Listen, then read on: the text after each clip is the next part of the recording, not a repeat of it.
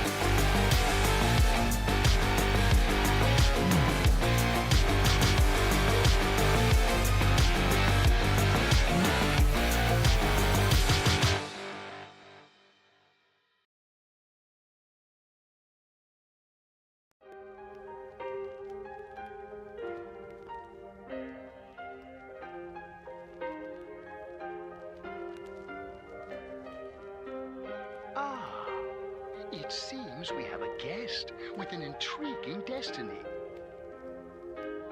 This place exists between dream and reality, mind and matter.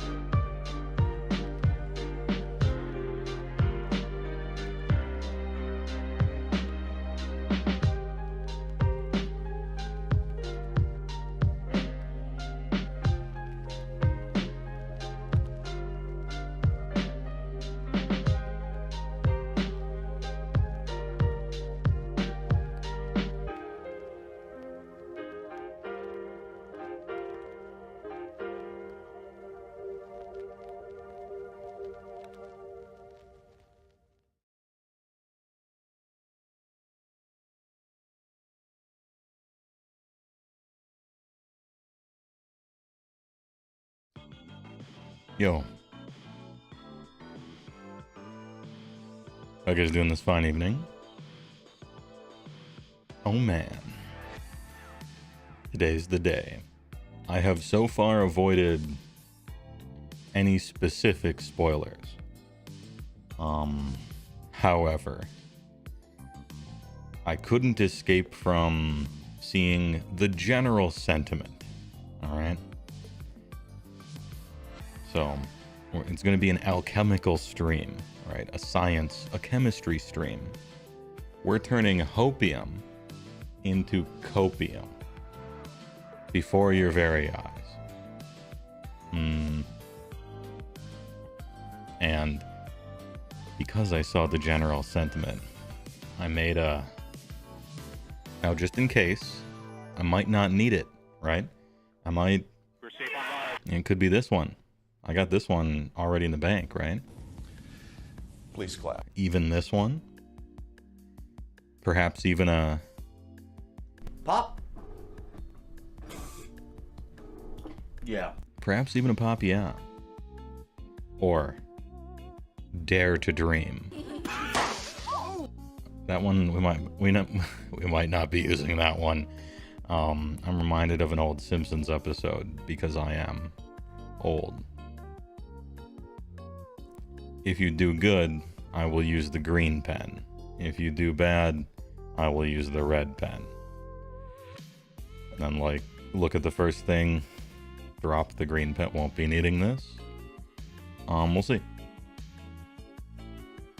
Let me thank some people before we get to it. I'm just going to get to it, because the longer we talk, the more people might spoil stuff in the chat, you know? So we'll do ogres, and then we'll go on a walk. Or, I mean, there's a lot of stuff from this week to catch up on, too, right? So, anyhow. The Conductor, thanks for the big prime. Appreciate it for 33 months. Their comment was big, good comment. Here we go. You've been waiting for this all day since you read the episode. Yeah, I don't know. It's a shame everybody isn't really excited for it. I would have liked to read that. Mr. Box Studios, thanks for the first time chatter. Painting the Ogre mawtribes Vanguard box right now. What perfect timing. Yeah, we'll get to it. Oh yeah, a lot of salts in chat. Ogre Bel Grande, yeah. Vorpal Chill, thanks for the prime for 3 months. Appreciate it. TYVM. Oh, some old school viewers typing jump in chat. You gotta love it. Dude, remember Persona? Remember how absolutely comfy those streams were? Soon. It'll be returned to form. Waifu weekend will come back. Get some hot chalky. Wrap ourselves up in a blankie. Story time with Unky HeyWoah.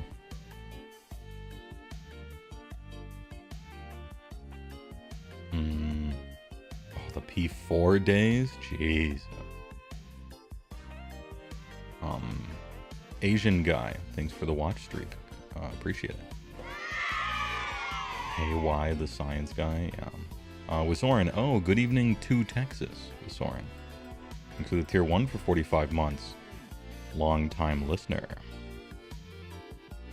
P3 remake was peak. I liked it. I had to interrupt it because it was super unpopular and also some shit happened. But I plan on picking it back up if the partner push goes well. For the true fans. Ooh, CJ, you busta. I got these things working on the walk screen, but I couldn't use to press the button on this scene. I gotta do some fucking bullshit in the background to do that. CJ Busta, thanks for the 20 wows. The quad grips. Goro of grips of subs. To the Twitch chat. Appreciate it. Thanks for the 20. Big 20.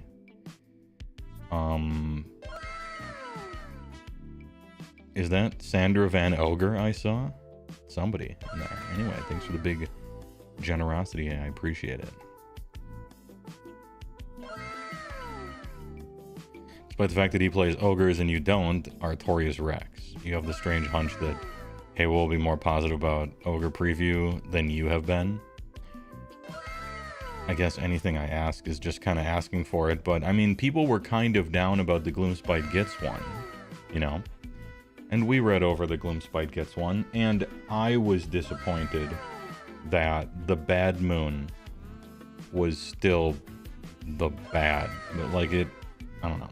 I was disappointed the Bad Moon wasn't iterated upon. And was instead just kind of, you get some questionably alright bonuses some of the time, and maybe it goes away and it has a stupid element of randomness, and then every other army is just like, oh yeah, your shit, it just works. You just have it. And so it's weird that they got a battle trait with a bonus that's arguably less powerful than other armies, while also being inconsistent and random, and also can just go away. You know, it seems to me that if you're going to have to jump through some hoops, and maybe it's temporary, and maybe it just goes away after turn 3, and you got to take some hero to make sure it works even, like, all that stuff, you'd think that would give you license to make it more, like, powerful, right, as a balance, but I guess not. Maybe the rest of their power appears on their other war scrolls and their spell lores and all sorts of other stuff. Remember, we got to pin the comment, right? As we start to reveal snippets of each of the 24 factions, you'll undoubtedly see things that don't look as powerful as they were in the previous edition. Don't take these in isolation. Literally everything has been refactored. So if a particular unit seems weaker, the chances are that similar units have experienced comparable changes, or its niche has become more valuable. We gotta like tap the sign, you know? Sky isn't falling, you know? A golden cap. Dude, this is so rare. Hold up. I usually don't mention gimmicks, alright? But this is a gimmick. This is a good one. Do you note in the top of the screen here, golden kappa? If you, what is it? I can't remember what you do. I'm bad at selling out. If you gift the sub or sub, I think Prime works too. You get, for I think the next 24 hours, access to a golden kappa emote. It's temporary. The FOMO is high, but it's like something like 1 in 1,000 people randomly get this a day. It's really rare. Dude, we just cracked a mythic rare pack. Holy shit. YouTube viewers, sorry. But Twitch is kind of special on this one. That's sick. Is this happening? Ort Mandius thinks a tier 1, appreciate it, for 2 months. Currently on a 2-month streak, big and true. SG Arcade thanks for the 14 tier 1 subs to the community. Almost, we're gonna do it. We're gonna become a 100% subbed channel. It is time. The FBI can't even stop me. FBI, open up! They can't. Pay it forward. You are underwhelmed. All sorts of stuff. Jacoby thanks for the big Prime. Appreciate it for 28 months. Big faction is big. I made a little funny thing for later when we do content. Right now, I guess there's a golden kappa happening. Fizz6 thanks for the tier 1. Appreciate Rotmeyer Rob. Thanks for the checks notes. 5 tier 1 subs. TYVM. Very generous. I appreciate it. D20 Speakeasy. That's a good name, actually. I rather like that one. Anyway, thanks for the tier 1 gift to the community. CG Obusta. 5 tier 1s to the community. I feel like I'm talking through a Games Done Quick, like a GDQ thing that I used to work for, where they're like, oh, hey, my dog died, cancer sucks, save the animals. I feel like I'm just doing that. I'm not used to non-stop subs. Reanimate, thanks for the tier 1. I appreciate it very much. And Unkindness 78, thanks for the big Prime. Appreciate it. TYVM. Damn, that's like a taste of what it's like to be a successful streamer, where you're so successful you don't even acknowledge subs, you're just doing your thing. That's kind of weird. Anyway, thanks a lot. Yeah, it doesn't usually happen. Oh, I see. You mean during their runs? Yeah, I've never seen this before, and it's the weird bug that only happened in the marathon or live. Yeah, for sure. Couch commentaries, wildly differing and varied quality. Sometimes it's real good, and it's hard to get real good, by the way. Elder Supa Conductor, thanks for the tier 1 gifter to the community, and SG Arcade for 5 more tier 1s. Is this true? Can you guys do the golden kappas now, or do you have to wait until the hype train ends? I actually don't know. I don't know how this works. I just saw the thing pop up and it said golden kappa. My card chart. Thanks a lot for the tier 1. Appreciate it. Level 7 golden kappa train. This is my highest hype train ever. The absolute edging that's happening, because I was about to react Andy with one spoiler to the Ogre rules, and now I'm just sitting here thanking people for their generosity. Well, it seems like word on the street is that Ogres was not like that great. So if that has to happen, I guess at least people throw money at me, right? Even out the day. I appreciate it. Yeah, the great Maw giveth, and the great Maw taketh away. Anyway, TYVM. Haven't read the Ogre stuff yet. Mean either. But I made a meme just in case, and I also noticed that people were kind of more down on it, I think, even than the Gets one. As I was saying before the golden kappa train began, which we have a minute 40 left on, but don't feel like you have to. I just appreciate it that it even happened, you know. Switch hats, sure. Altered Beast, all ready to read the Beast Claw Raider rules. They also wasted a whole reveal slot on Kragnos instead of some other ogres. Oh no, okay. Because I do have a document. I do have a document that I wrote in preparation for this. And the one of them was, let's see, what's fun about ogres? What's not fun about ogres? Expectations. Hopium. Kragnos not padding our reveal. It's a bad sign if so. Well, alright then.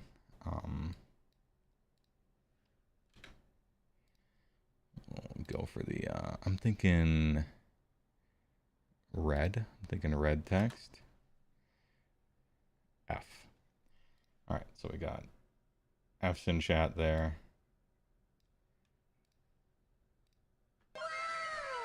Okay. One of those came through already. This is my own little bingo. My own little bingo. Right. Tasteful formatting, yeah. City Buster, thanks for the 5 tier 1s. Please let me know if I missed you. I'm trying to get everybody here. Anyway, TYVM, Golden Kappa Train success. You received Golden Kappa for 24 hours and a level 6 hype train emote. Let's go. Huge. Hey, congratulations. Thanks for the help, everyone. You did it. Golden Kappa. Oh, damn. I'm clicking the button. I'm doing it. The wows will be continuing. They paid for them. They're going to get them. The Golden Kappas. And you can use these, I think, in anybody's chat for the next 24 hours. It's like a special temporary buff. It lasts until your next hero phase, which I guess is tomorrow. Anyway, TYVM has a Kale Shield, thanks for the tier 1. In the middle there, and Branimate for another 5. Thank you a lot. Very generous today. I appreciate it a lot. TYVM. Are we going to go over this, or is this going to feel, because I wrote this a little while ago, is this just going to feel like leading up to it, or should we read it afterwards as a coping mechanism? What do you think? I'm going to turn on some soothing background music. You might want to read the news first. Yeah, we'll read it after. It'll be the rubbing it in phase, you know, of the stages of grief. So, Warhammer, Age of Sigmar, Faction Focus, Ogre mawtribes. Enhance. Oh, hold on. I mean, if we're gonna, you know.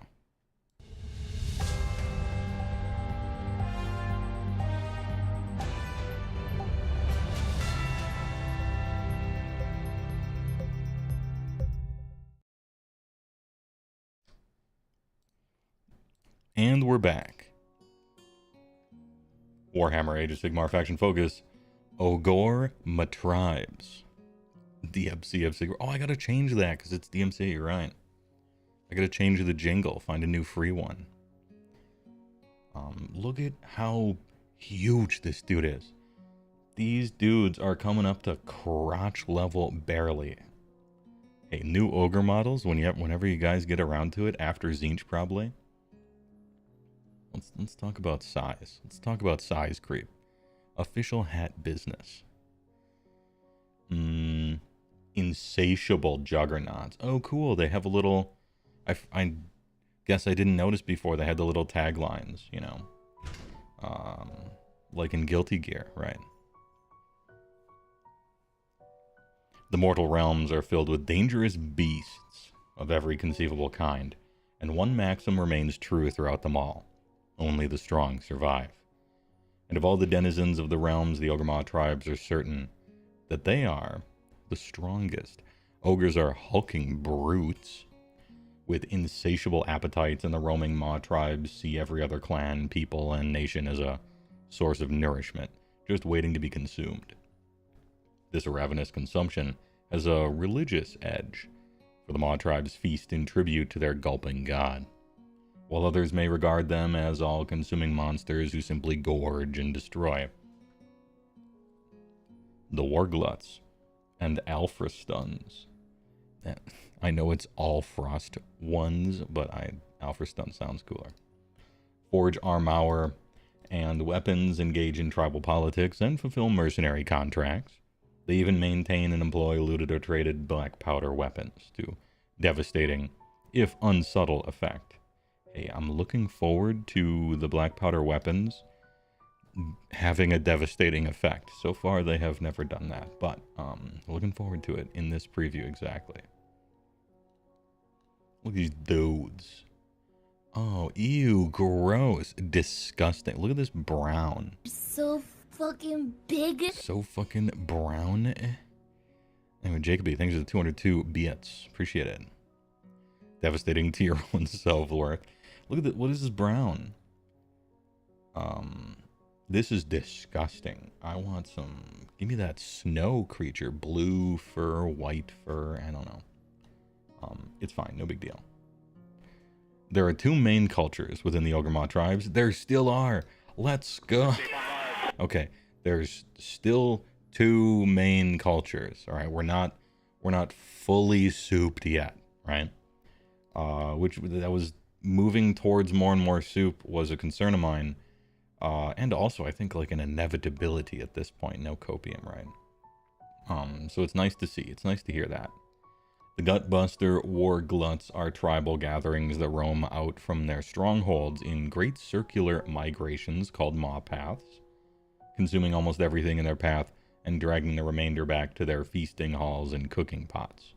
Beastclaw raiders are rugged, purely nomadic tribes of hunters who tame powerful beasts. Hope so. To stay one step ahead of the Everwinter, a supernatural blizzard that seems to follow wherever they go. Did I miss somebody? Hold up. Scrolling. Pause, champ. All right, we're good. Anyway, thanks for the first time chat. Assistant ref got called in to replace Angel Hernandez. I mean, who's that? Switch hats? I will not. I'm in the Beastclaw hat right now. You know, for like the theme, right? Vault Boy, but I will switch in the future. As far as yours. Overview. Wargluts can range from a loose band of scavenging ogres to a mighty war host capable of trampling even heavily fortified cities to get to the chewy sentry. Oh, nice. These are commanded by tyrants who lead their tribes with unwavering authority and ear-splitting bellows. Any dissenters find themselves invited to great celebratory feasts, albeit as meals rather than guests. Not the greatest picture, in my opinion. This one's super good, though. Looks kind of goofy. I guess they are supposed to look goofy, though. The Wargluts receive spiritual guidance from their butchers and slaughtermasters, who enact gruesome gastronomic rituals. They cook up grand sacrificial feasts to summon great hungering maw pits from the land itself and perform acts of holy consumption. This is funny. Holy consumption? That's funny. Good word. To empower the Ogre warriors of their tribe, the Gluttons, and the Iron Guts. I hope to see I mean, we probably won't. We'll probably see Gluttons for sure. While Wargluts primarily pursue battle as part of their looping, harvesting rampages, they may at times offer their services as mercenaries, and there's a bunch of lore in the book about this. These bargains are often lopsided or short-lived, as ogres tend to view anyone weaker than themselves as walking meals. Nevertheless, a canny employer can see the benefits of putting a wall of ogre muscle and fat between them and their enemies. Oh, now we get to the... There we go. A little winter theme to brighten things up. You appreciate it. All right, now we're going big, right? Because this isn't just gluttons, right? This is Beast Claw. All right, there he is, the Frost Lord. Surely they'll show a Frost Lord. Probably won't see any of this other stuff. Maybe Mornfang. Mornfang could. Beast Claw Raiders are perhaps slightly more in tune with the land, for sure. At least according to the lore. Their roving Alfrastuns ride great stone horns, thunder tusks, and Mornfangs from place to place with no time to settle, for they are pursued by manifestations of a divine snowstorm, known as the Everwinter. Even the thick... threw an extra syllable in there. Even the thick hides of the ogres and their mounts cannot protect them from such raging magical blizzards indefinitely, though they can at least call on the Everwinter's power in battle, if only for a short time. Ooh. The one guy, Gaiax, thanks for $10. Appreciate it on YouTube. Hey, whoa, long-time watcher, first-time stream viewer. Excited to hear your thoughts on our fat boys. Live hungry and feast proper. Hey, I appreciate it. Thanks for the generosity on the YT side. Battle traits.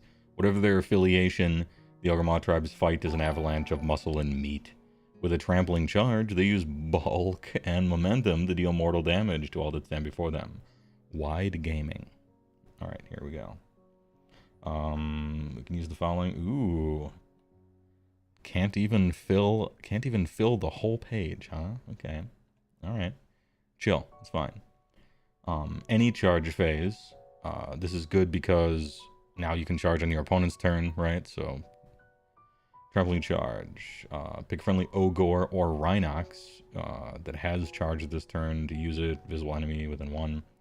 Roll a d3 on a 2-up. Inflict an amount of mortal damage to the target equal to the roll. Ugh. Okay. The first shot. The first hit. Yeah, that sucks. You don't get to roll a whole bunch of dice and do maybe a whole bunch. It's just a d3. Well, actually, it's 2 or 3, to be clear, right? No, a 2 is technically a... yeah, it's 2 or 3. So... 3 was on the low side of average before, so we've been rounded down. And we don't have a fun mechanic to play with as far as, like, if you boost your charge, you know, you can roll more dice. There's less of a build around me. It just kind of happens. However, in the game itself, mortal wounds and indeed damage is just way down. So I guess the water level goes down, so too must our abilities. I was hoping that we would still be like far and away the most impact hits on the charge damage. Looks like we're just kind of normal, but it's everybody. So, alright. Yeah. Lumineth Wardens, lol, Lamau. Oh wait, they have the... That's right, Lumineth have the fucking... the old rule that we used to have. Yeah, okay. Stop stealing my units. Sentinels lost Immortals though. Okay, so there's that. Anyway, this is less than before, which was itself less than before, but The water level has gone down, so I guess okay. A little bit of my fun is rounded down here. But where I wrote copium into my thing early. Where was it? Game mechanics so far have favored us. At least in theory. Like the ability to charge on someone else's turn and things like that. So, you know, we do have to keep that in mind, right?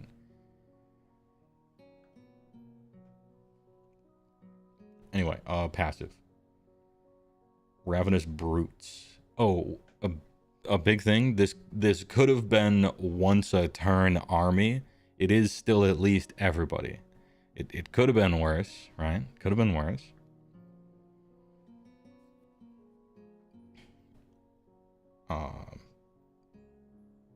Two charges per round. Yeah, if you spend commands, yeah, for sure.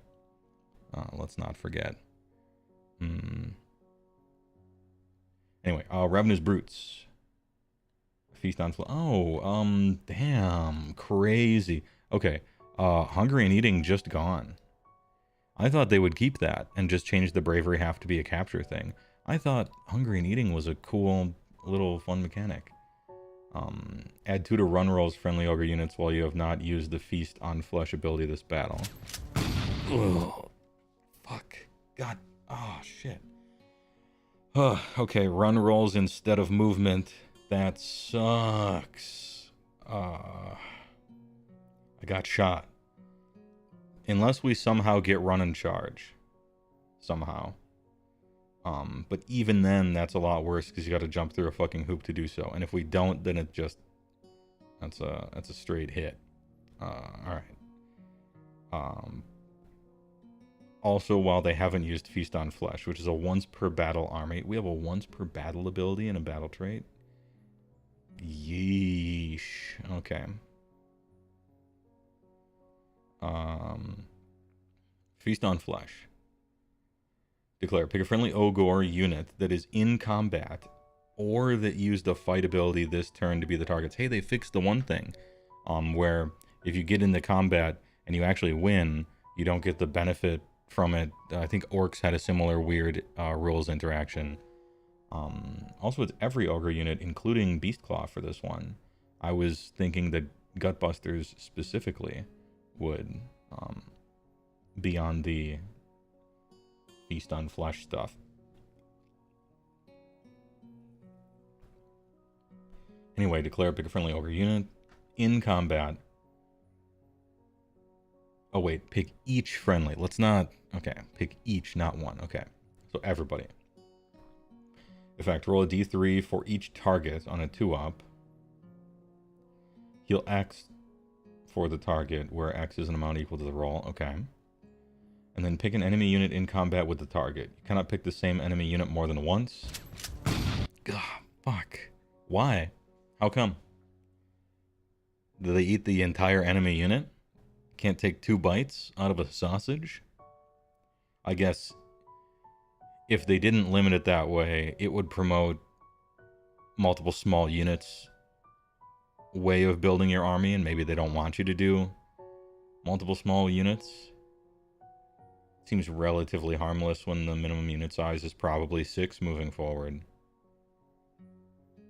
Anyway. Fun detected, I guess. Inflict an amount of mortal damage on that unit equal to the roll. So, like, doing mortal damage end of any turn and healing for everybody who happens to be in combat. This is one of those, like, get everybody into combat, massive turn, everyone's fighting, everyone heals and deals damage. This could be a big swing. We were already playing like this anyway because battle tactics forced us to play like this anyway. Because you got victory points for going all in and massively overextending. So okay, this could be like a big turn. It sucks that it's once per battle, and at least it's the end of any turn, I guess. So I guess gulping bites are going away on I guess gulping bites are going away on Gutbusters then, in that case. It's 2 up on a D3, Huge so it's a prawn. 66%. A long string of 0s and 1s, and then a U at the end. Thanks for the prime. Appreciate it. TYVM. Are you going to give a general opinion on everything you see towards the end of the stream? Of course. Yeah, for sure. Once per battle, 1 in 3 chance of doing nothing. Boy, I love those. Don't we love those? We love that shit. Lemon on Rye, thanks to tier 1 for 43 months. And a perfect streak. Ogres, my lord. Hey, thanks for the generosity and liking my stuff. Nice. Okay, so nerfed trampling charge, but it's probably fine because the water level of the whole game went down. And you can charge in 2 different turns now, albeit for command points and stuff. So it's less than I would like, but the game is different, so fine. Ravenous Brute seems bad now. It used to be great, and now it seems bad, unless we get run and charge. But even then, it's kind of an extra hoop to go through, and you can't run and shoot, and a lot of Gutbuster stuff shoots, and a lot of Beast Claw stuff shoots, even though it's just 1 shoot. Anyway, seems worse now and sad. And then once per battle, entire army, everybody get into combat, huge tempo swing, 1 in 3 chance of nothing happening, can't double up on enemies. Yeah, okay. Positives and negatives here. And only that for the battle traits, not even filling up the page, huh? Trampling Charge, they think Trampling Charge is really strong, except they might be right. This edition, we'll have to see. Is it once per game or per battle? That's the same thing. Yeah, once per battle army. Which shorthand, I say once per game, you know. So this went from at the end of every combat, but no healing for Gutbusters, to once per game, end of any turn, but for everybody. All right. It also it also shuts off the stupid run bonus that I'm not even that happy with either. Yikes. Okay, so not a good start. Not a good start. The +2 run bonus was too strong to let you keep it after eating. Yeah, alright. Hunger strokes these ravenous brutes into deceptive swiftness. But not as swift as they used to be. All ogres benefit from a passive boost in speed.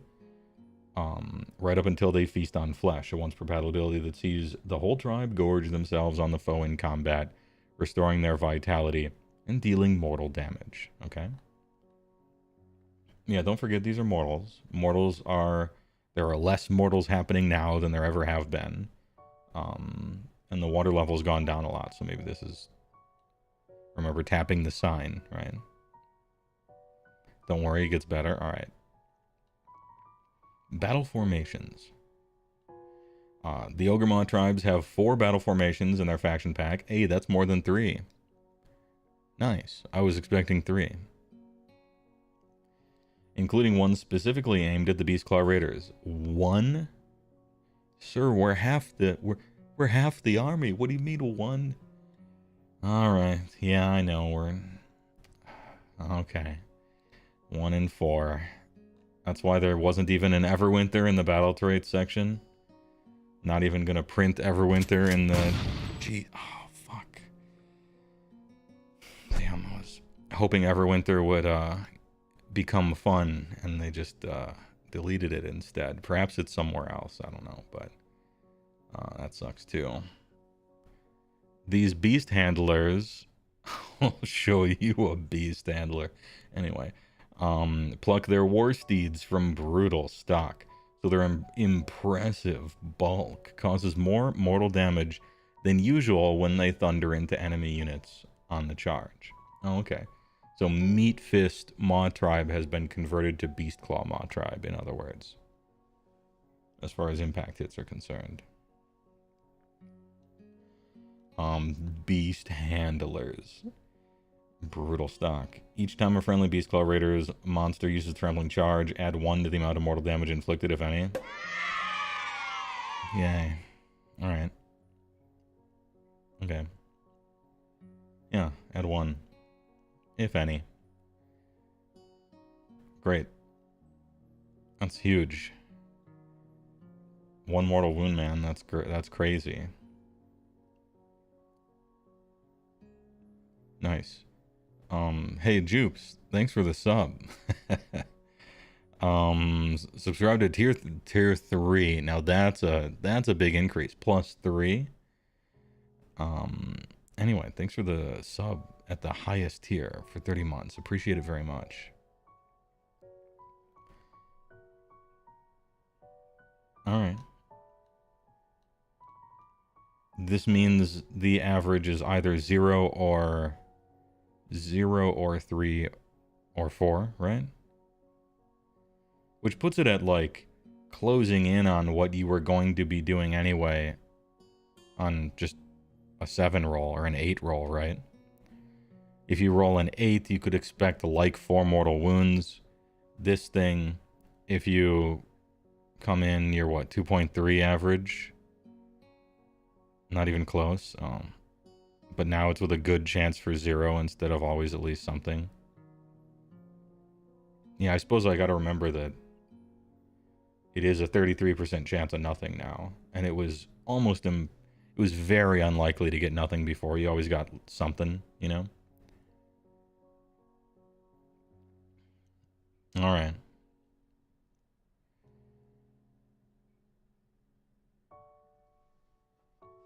Alright. Other battle formations exemplify other elements of Ogre society. Okay.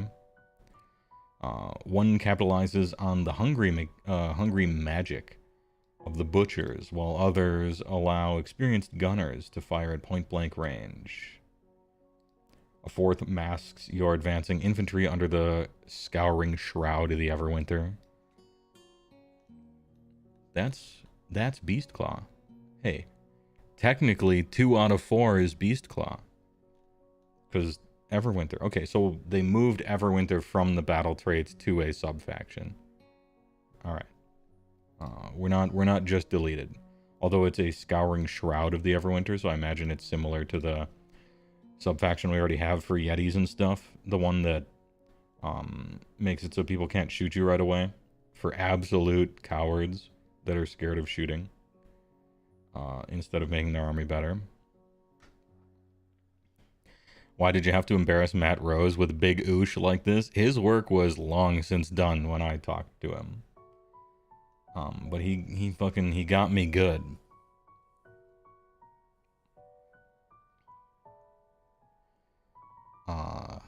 Anyway, so one Kebble is on Hungry Magic of the Butchers. Okay. Just like it is now. And then one is gunners can fire at point blank range.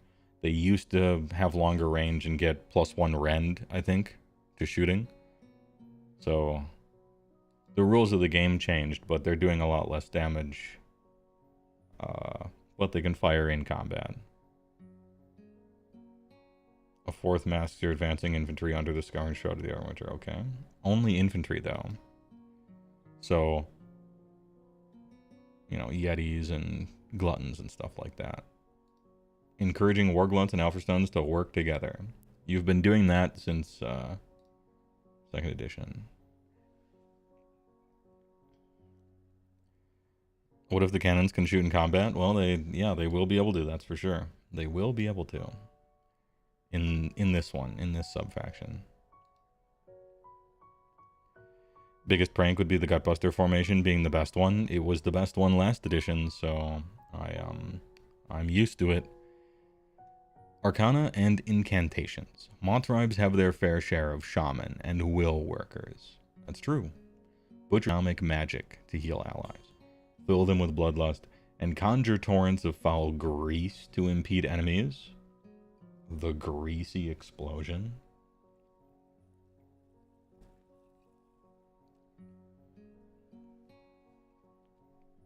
The Huskguards of the Beastclaw Raiders. Oh, we're talking about Huskguards. Let's go. However, are equal parts warrior, chief, and priest. Kinda suck at both. Look forward to hearing about them. Speaking with the voice of the Everwinter to reshape the battlefield. The grease. Everyone to prayers. Your hero phase. Needs a 4. Call of the Blizzard. Blizzard? Unlimited prayer. Okay, unlimited prayer works. Pick a friendly Ogre mawtribes priest to chant this prayer. Pick a terrain feature within 18 of them. Oh no, I don't like that already. Be the target and then make a chanting roll of d6. I hate terrain.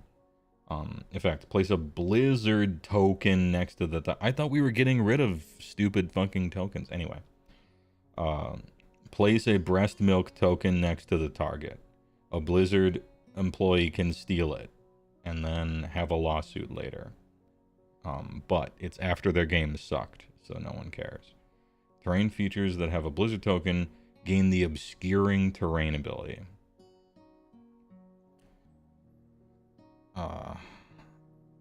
I don't care at all. In addition, if the chanting roll was 10 or higher, until the start of your next turn, friendly Beast Claw Raider units have a ward of 5 up while they're within 3 of any terrain features that have blizzard tokens. Okay, so we got Mornfang getting 5 up wards. Yeti's getting a ward, I guess.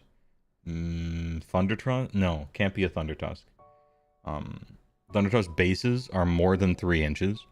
So if like so if there's a terrain feature with like a wall and you put a Thundertusk base right next to it, it's actually not within. Oh, it doesn't say wholly within, so at least there's that. Okay. I was gonna say if it was wholly within, it wouldn't make any sense because the base is bigger than 3. Cool. All right, so we get Stone Skeleton for the rest of our guys as long as we do some stupid bullshit with terrain features and getting a 10 up for until the start of your next turn. All right, I hate this prayer. I don't want to do shit with terrain. I want to avoid it. I don't have flying. Hugging terrain sucks. You need to overcharge the thing for it to be good. I don't care about obscuring. I don't care if I'm shot. Yeah, okay. So this prayer sucks and it doesn't seem fun. But it's not a shot, I guess. I'm just like not impressed, I guess. I'll press this one.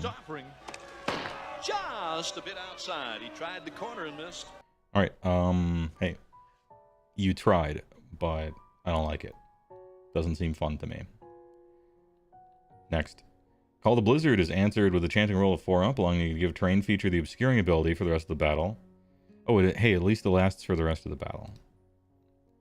Shrouded by wind and snow, they'll block sharpshooters from drawing a bead on your ogres. Hey, my ogres are on top of frost lords. I don't care if they're shot. Hold on for a chanting roll of 10 up, and every terrain feature on the battlefield that you have hit with a blizzard will also provide a ward for that battle round, essentially until your next hero phase, right? Until the start of your next turn, okay.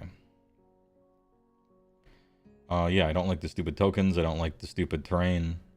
I don't necessarily care about obscuring. And having a 5-up ward for the rest of my guys is really good, but having to babysit terrain features to do so sounds lame and not fun. And for the lesser races to do. So I'm sad to read this. Anyway, unit focus. At least it snowballs across more terrain. It kind of doesn't, because it has to be ones that you have hit with a blizzard previously. Which means you can't just like blast it and it hits everything, right? You have to slowly build it up and then later on do the thing. Anyway, unit focus. For the forces of destruction, mighty always makes right. Fucking Kragnos. You're gonna pad the shit out of my army. Faction focus with the dude that everyone has. Why didn't you put a giant Nagash paragraph in Nighthaunt? Fuck you. This could have been another unit I look at and I'm apparently disappointed by, if this is any indication. Alright. I mean, I guess I'm interested in Kragnos, but I really don't want to have to play with him. I would rather play with my own guys. It's just his charge bonus thing was better than anything else we could do. Alright, enough pitching. Chill. Kragnos the Empires is the mightiest of them all, a champion from a long-dead race. He has ascended to godhood and now roves the realms as an avatar of pure destruction. And if your army is playing Kragnos, it means your battle tome sucks. The god of earthquakes is one of the few beings who can exert command over the unruly Ogre mawtribes as the end of empires. He throws aside lesser foes, which is basically all of them, and thus inspires the rampaging hordes who follow behind him, alright? He's still slow as fuck. Damn. 4-up save.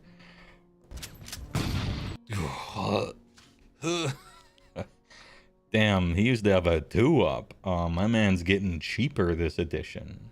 Wait. Okay, 5-up ward. Alright, he used to have a 6-up ward. So the improvement from a 6-up ward to a 5-up ward, is that worth a 4-up save? In an addition with less rend and less mortal wounds by a lot, and less save stacking? Yeah, I don't particularly care. I'm not even going to pretend to care about this one. I don't want to play with Kragnos. I just did because his rules were fun, and the rules of my army were shit for the most part. So, okay. Oh, he's a 4-up instead of a 2-up. I'll take a 5-up ward instead. You'd be surprised how kind of lukewarm a war scroll can be. And then like a 5-up ward makes it good. I mean, look at the Stonehorns, right? Anyway, 10-inch move is still sad. Having played with Kragnos so much, the difference between the 14 my Stonehorn have and the 10 Kragnos, like getting over terrain is so annoying. Moving him around, it just, yeah, his slowness is a huge problem with him, I have found. 15 control is probably infinite control at this point, from what I'm seeing on control scores. Like 15 is crazy. So it used to be 30, now it's 15. Both of them are just arbitrarily big numbers. The Dad Mace, unchanged. Tuskbreaker got worse, but now it crits with 2 hits, but it's worse. And the Hooves of Rack and Ruin are the same. Oh, the Dad Mace is the thing to get charted when you're wounded. It goes down to 4. One of the really good things about Kragnos, having played with him a lot, one of the really good things about him was that his good attacks never charted down. So the more wounded he got, he was always doing pretty close to 100% damage. This changes that, which is a bit unfortunate, but at least he doesn't get any fucking slower. So, okay. It's fine. Again, I don't care. I hope I don't have to play with him like I did before. Reaction, opponent declared a spell. Shield and Violate. This unit is picked to be the target of that spell. Roll a die. On a 3-up, ignore the effect of the spell on this unit. The unit can use this ability more than once per phase, but only once per spell. Okay. This used to be 3d6 match the target number for the spell, which ended up being something like a 2-up. Now it's a 3-up instead, which is a nerf. And also, you used to be immune to any endless spells, and now it's just spells. So a double nerf on the Shield and Violet. I guess they want you to interact with their endless spells. So double nerf, but again, I don't care. Avatar of Destruction. If this unit would be automatically destroyed, it is not, and it takes 6 damage. Oh, it used to be, I think, a d6 or something before. Doesn't matter. Still War Master. Rampaging Destruction. Did he keep the fun thing? Once per turn, army, any charge phase. Will die for each enemy within 1, 2-up, amount of mortal damage equal to the roll. They just clean this up, but it does basically the same thing. Each enemy unit within 1, that's what it was before. Pick an enemy monster in combat, 2d6 on a 7, nothing happens, otherwise you multiply. Oh, you keep the fun multiply thing.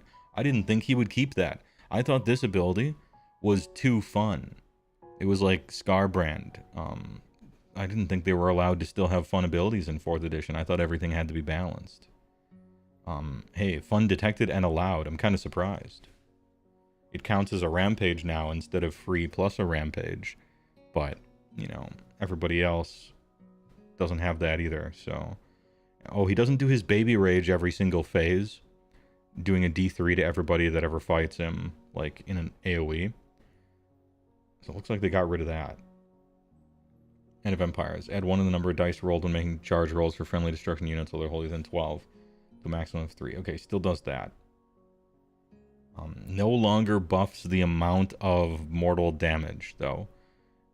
You're not rolling 12 dice for your mortal wound impact hits anymore. So we don't play Kragnos. He's too slow. Yeah. This kills the crab. Because they made impact hits a lot less fun, the combo is gone, and I don't feel the need to play Kragnos anymore, which I'm thankful for. This is a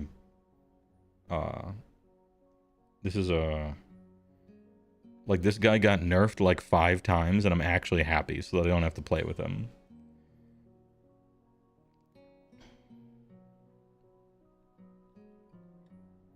Protected by Tonguesbreaker, the shield inviolate. Kragnos can shrug off the effects of sorcery, but not as much as he used to. Well, the rampaging destruction he unleashes when he barrels into combat inflicts mortal damage on everything within range.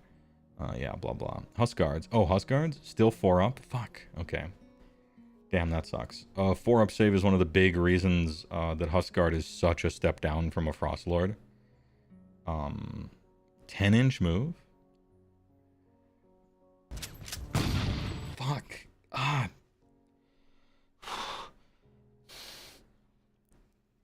God damn it. Wait, this is actually 4 inches slower. Because this fucking stupid bullshit isn't +2 move anymore. So I'm actually 4 entire inches slower. Oh. Okay, so one of my main complaints with Kragnos is the 10-inch move is painfully slow and restrictive around terrain and shit like that for a big monster that doesn't have flying. Now what? All my guys are like that? Jesus. That sucks. What a huge nerf to me. Fuck. That's gonna be annoying. Damn, that's gonna be frustrating. I even more want to avoid terrain, but now I got this stupid-ass prayer that wants me to hug terrain. And so the closer I am to terrain, the more likely it is that my slow speed suffers from it. God damn it. Alright. Does he still not have a weapon? We kept punches and kicks? No more waste of time lame attack rolling. I was noticing on War Scrolls. So obviously they're getting rid of punches and kicks. They are not getting rid of punches and kicks. We're keeping punching and kicking. It still only does 1 damage though. What a waste of time. 4s and 2s instead of... It used to be 3s and 4s, so they improved slightly, but it doesn't matter. Damn, a hero on a monster still doesn't even have a weapon. How embarrassing. Blood Vulture is now an attack. God, fuck. Fuck. Okay, Jesus. Blood Vulture, my precious. Damn, I have loved Blood Vultures for 7 years, and now they're a stupid single attack that will miss.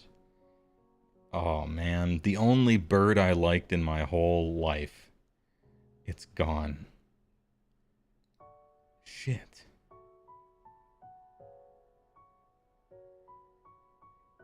Alright. Oh, that sucks. Battle damage, the Rockhard Horns go down to 4. Okay, that sucks. That's a massive damage decrease on a profile that doesn't have a lot of... oh, they kept D6s and D3s? God damn it. Son of a bitch. I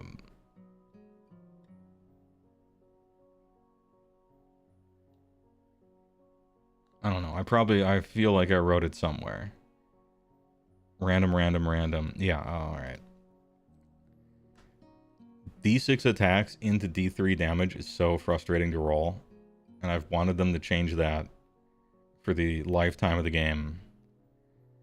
Alright. I mean, we're on 4s and 2s like I thought, so technically Stonehorns, Rockhard Horns got a buff, because they used to be on 4s and 3s, and now they're on 4s and 2s. So, they are more accurate now than they used to be. We gotta, as pure copium, we have to keep as many silver linings as humanly possible. So, they're slow as fuck now. Didn't help out their save. Blood vultures are fully dead. Kept stupid punches and kicks. Didn't improve quality of life on the D6 attacks thing, which fucking sucks. But the Stonehorns, Rockhard Horns are more accurate now. They essentially got +1 the wound. And they kept their +1 damage on the charge. So at least there's that. I guess. Battle damage. Once per turn army. Everwinter's Goad. So this is our rampage now. Pick a friendly. Once per turn army. So we're not spamming monsters. They want you to use one, huh? All right. Pick each friendly and enemy monster within this unit's combat range. Oh, maybe not. Maybe you kind of can if you're multi-charging the same thing. Pick each friendly and enemy monster within this unit's combat range to be the targets.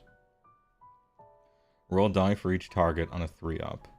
If the target is friendly, its companion weapons have crit 2 hits for the rest of the turn. It's pretty good. Well, fucking D6 attacks. I mean, maybe. You can expect 1 extra hit, which is okay. If the target is an enemy unit, subtract 1 from hit rolls for attacks made with its companion weapons for the rest of the turn. Okay, that's alright.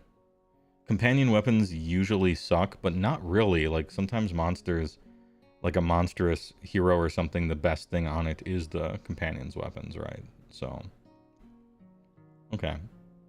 And because you can multi-charge the same thing and it hits all your friends, it doesn't like exclude spamming them or anything like that, right?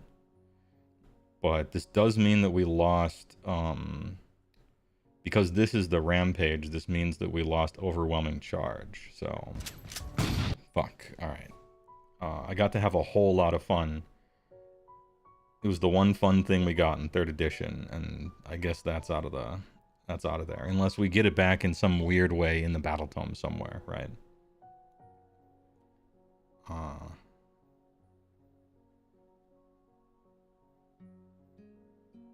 No way, overwhelming charge was staying.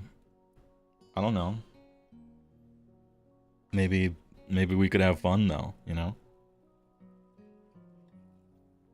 Power through. Power through is very different.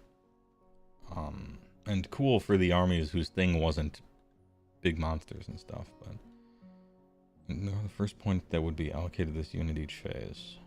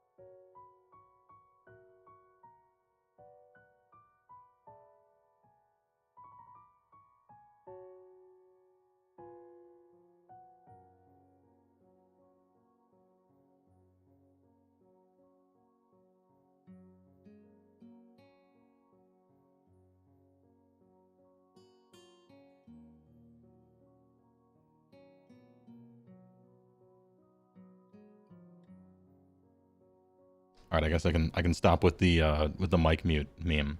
Anyway, I didn't expect that one. Didn't expect that one at all. Stone skeleton dead.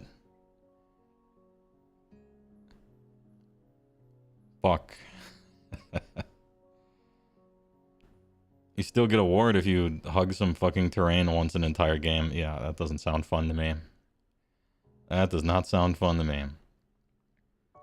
You know, a long time ago in first edition, they nerfed Stone Skeleton, and I made a hat. And the hat said, "Make Stone Skeleton great again." I guess I should have found that hat in my closet for this stream. Shit. Alright, well, let's become presentable here. Ahem. Hotspur things at tier 1. I appreciate you trying to cheer me up with money. Very much. I appreciate it. Jesus. Okay. Yeah, damn, that's huge. Now we're on a 4-up save and no stones and no ward. Jesus. All right. Priest won though.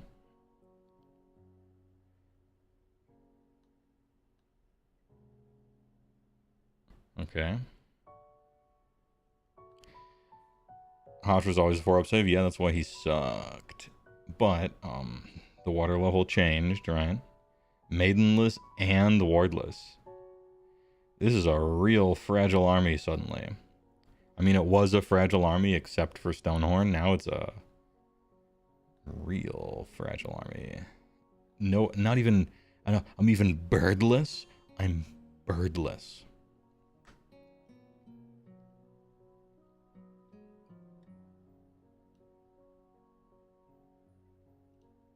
Fuck. Okay. So the water level of the game, tap the sign, cope, seethe. Damn, they're super fucking slow, too. From 14 to 10. That sucks.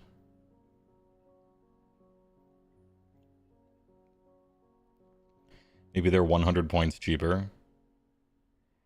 I'll tell you what. I don't want a bunch of shit Stormhorns, right? Like, I'll play with 2 of them or something if they're good, right?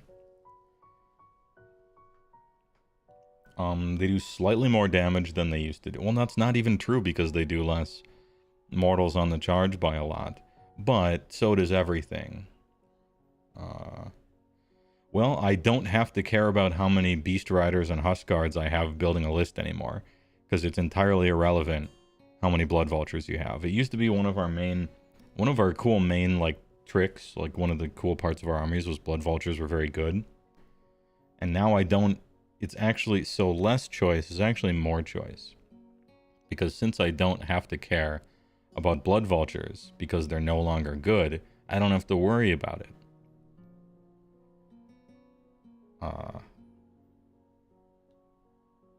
Shit. I have nothing good to say about this. I can't find I'll find a silver lining in a moment. I don't really have any positivity here. That fucking sucks. That's a rough one. Stonehorn's Roar can even drive other monsters into a frenzy. The Everwinter's Goad empowers allied companion weapons with crit 2 hits and penalizes enemy companion weapons as leashed behemoths thrash against their masters. Or gluttons are the backbone of any war glut. And with... Okay, we're getting to Ogre gluttons here. And yeah, copium I figured. So there have been a growing sentiment of players on the Gutbuster half.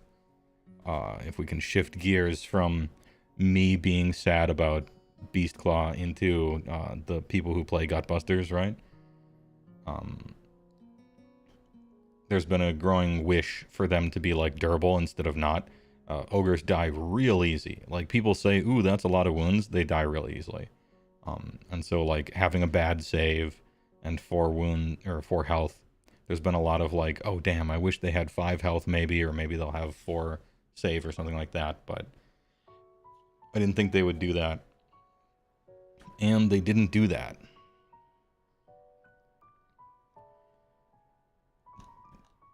Damn, we are a glass cannon army. I mean, we always kind of were, except for Stonehorns. I guess now everything's glass. Seption, thanks to $10 on the YouTube side. You almost have to wonder why iOS devs didn't just give Ogres to the old world. I mean, I'm not gonna, I'm still gonna like your comment because you gave me $10. I appreciate it. But, I'm not gonna be thinking along those lines, right? Hey, you know what? There was a time I had a Battle Tome in first edition, and then they came out with the second edition Battle Tome, and I didn't like it for a variety of reasons. And then they came out with the third edition Battle Tome, and that shit sucked, and I didn't like it. But I'm like, oh well, hey, maybe next Battle Tome, I would say. And then third edition, oh well, maybe next Battle Tome, right? And now we see the indexes here, and I don't like it. Oh well, after the index, maybe the Battle Tome will come out in 4th edition. We just kick the can down the road. Eventually, I'll catch a break. Eventually the Ogres will catch a break. Anyway, Ogre Gluttons, 1 rule, that's it.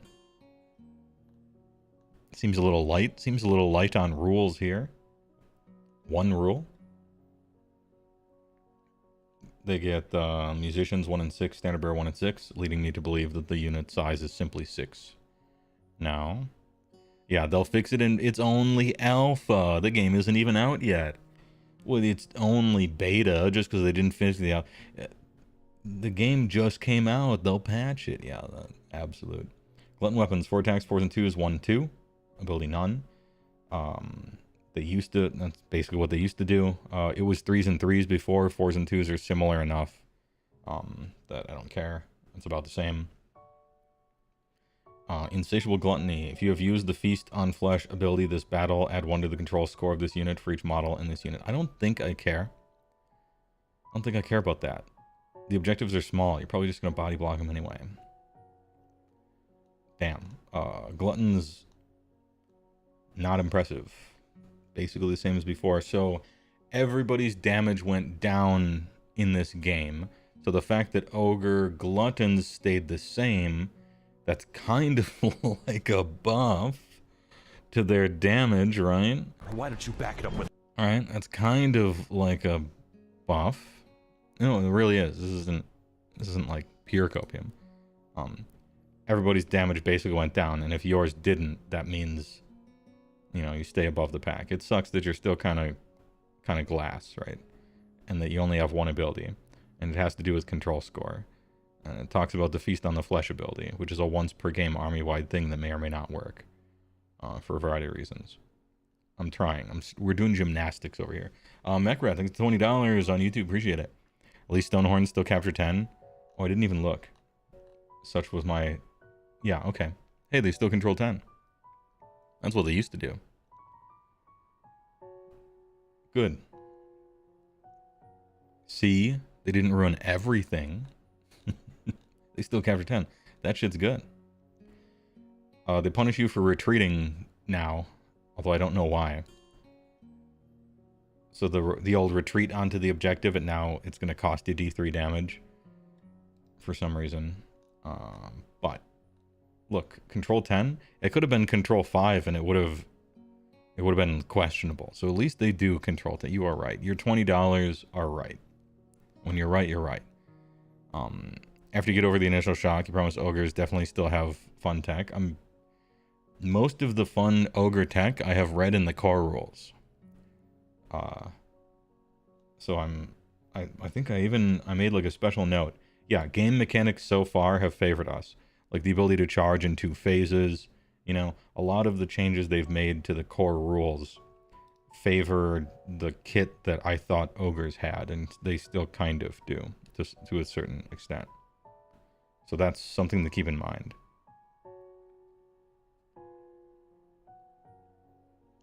Right.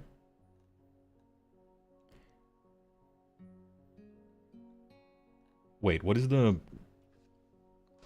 musician and standard bearer? These have been standardized. What do these do again? They do the same thing for everybody now, right?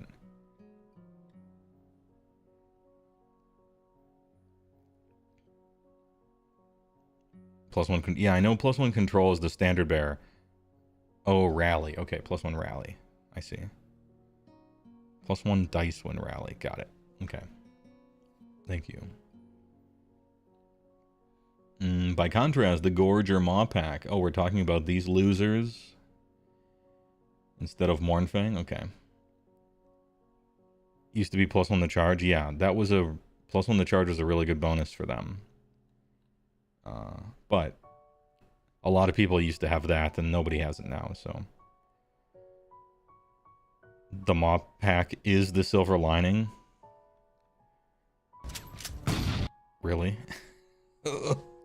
Fuck. Okay, by contrast, the Gore Maw Pack is made up of emaciated horrors, a hideous perversion of the glorious ogre form.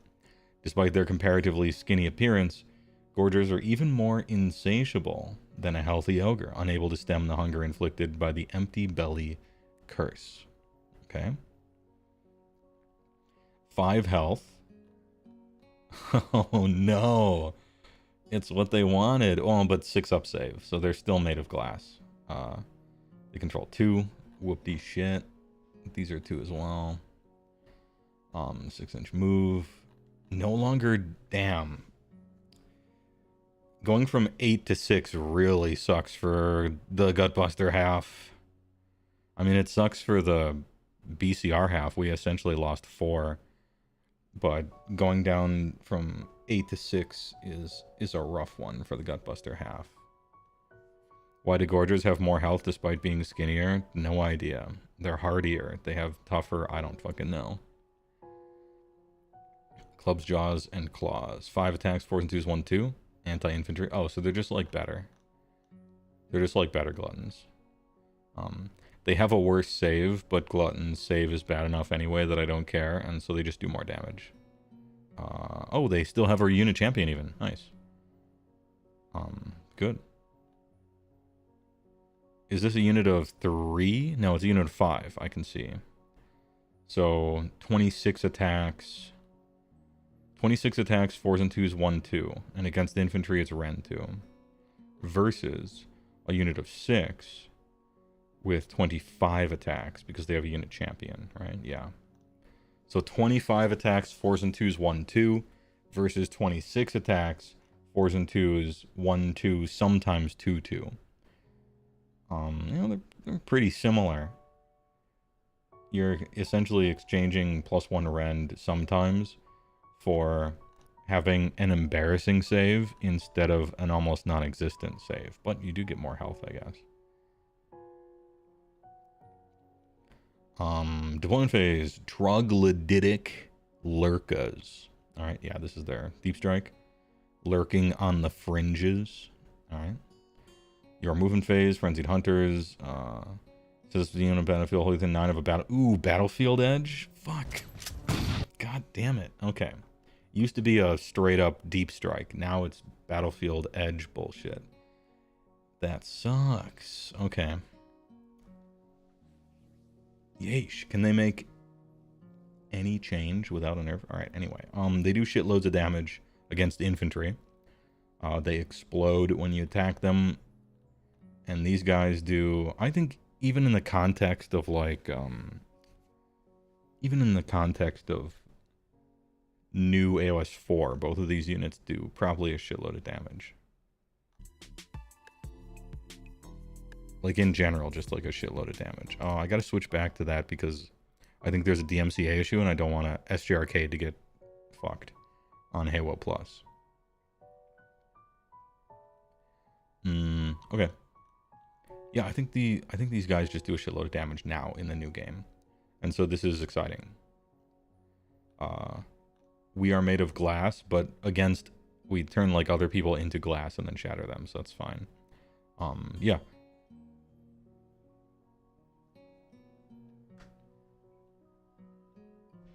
Banished from the campfires of their Maw tribe, these troglodytic lurkas comb through feast middens and stalk the edges of any conflict. I wish they wouldn't stalk the edge of it, but here we are. When the opportunity presents, they leap into action as frenzied hunters, tearing infantry apart with a gory mania that perturbs even other ogres. You know, I am perturbed. As a matter of fact, you are right, copywriter. Whiskey Steel, thanks for the gifted tier 1 on Twitch. Appreciate it. TYVM. Thanks a lot. Word from the studio. Damn, we're already to the studio. I was hoping for like one more war scroll, like a Mournfang or a Thundertusk. I guess Kragnos did devour an entire Ogre war scroll, which is fucking annoying. But alright. Kragnos is your named character, what do you mean? Yeah. Don't appreciate it. Okay, I must wait. I must wait to see how Mournfang look. I'm sure they'll have one fucking square.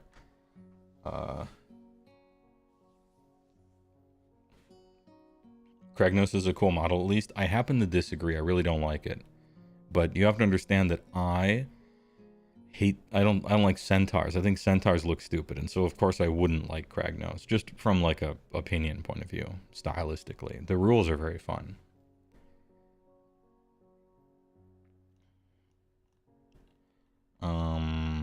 Word from the studio, John. We wanted to keep the key identity of Ogre mawtribes intact. You didn't. Smashing into things and chopping them up, while giving the player more tactical options. The new player lore is part of that. Oh, the new prayer lore is part of that. Yeah, that's... I hate it. Maybe I play with it and it'll be fun, or I really don't like that. I really don't like it. I don't like that. Allowing the player to summon literal blizzards to confound enemy attacks as long as they're along terrain lines. And huddle next to terrain like cowards. Gutbusters have not been forgotten. No, they haven't. Actually, Gutbusters look... As I look at Gutbusters, they have lost a lot of flavor abilities, but everybody has, you know? And it seems like they just do a shitload of damage.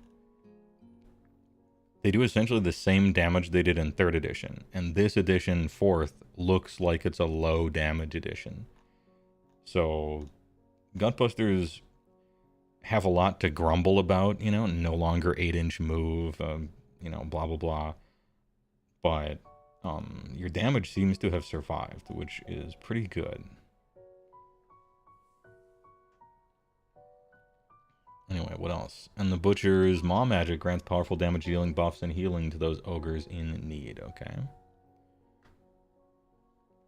You need to chant minimum 3 times to get the turn long 5-up ward and likely 1 to 2 units. Ugh. Damn, that just doesn't sound fun to me. I don't like this new direction at all. All out attack is gone. It stayed, but they gave you so many better things to do with your even more than before limited number of command abilities that you're probably not going to use it for +1 to hit. I mean, maybe you will. I would need to play more to know. But yeah, they still have all out attack. I think. I don't want to speak out of turn here. Yeah, for monsters it does matter because they're hitting on 4s. So is it fair to say your damage isn't the same because there's a lot of 4-up?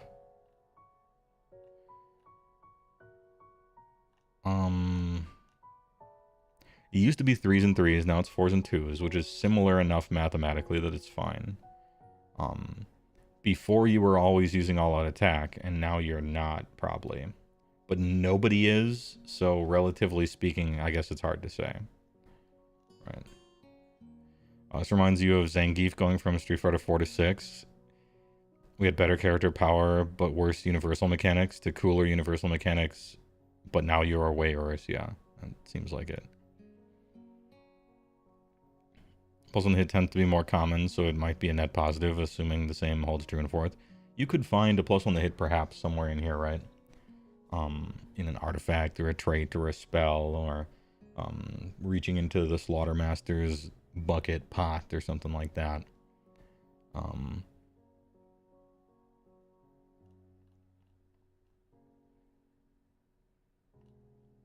In addition, wait, who is this? It's John. Okay, damn.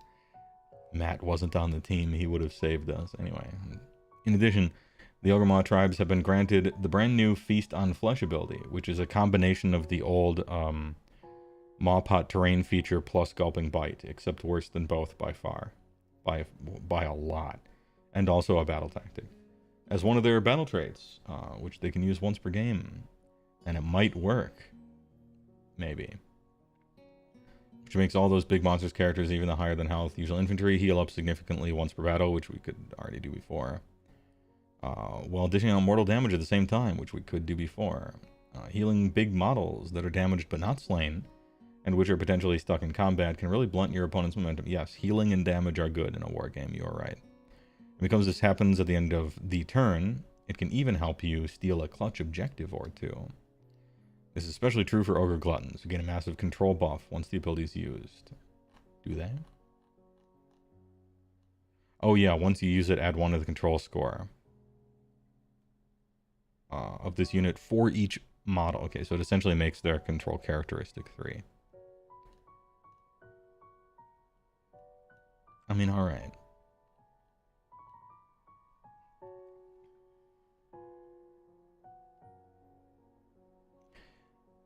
Can't believe you're late to the faction focus over. Yeah, usually we talk for 2 hours before I get into it, but I figured people would accidentally be excited and spoil things, so I went into the news right away this time.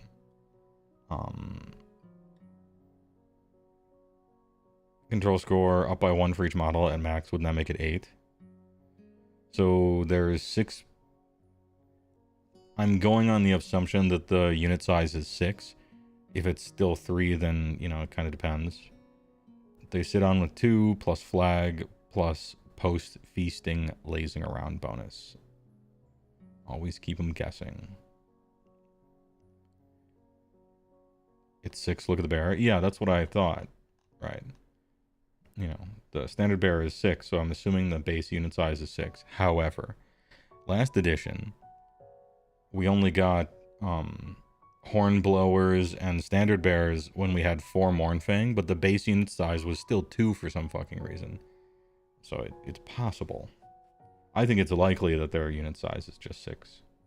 But I guess anything could happen.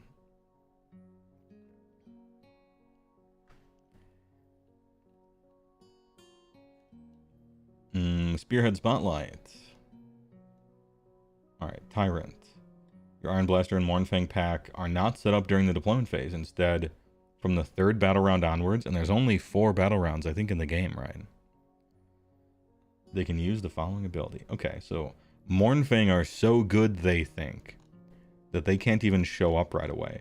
That's a good sign. How deep in the mires, in the La Brea cope pits am I? That I'm like, well, in Spearhead, they don't let the Mournfang show up right away, so that means they're good. Oh, yeesh. Sub-Xena or Battlefield with 1 Battlefield Edge more than... Alright, got it. Lead Belchers. Okay, so Lead Belchers are the final war scroll that we get to look at. Well, as long as it's not fucking D3 and 1 damage. It is!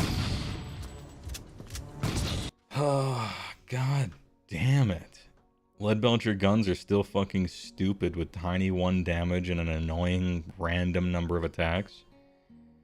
That sucks. I guess, I mean, ranged damage has been reduced hugely across the whole game.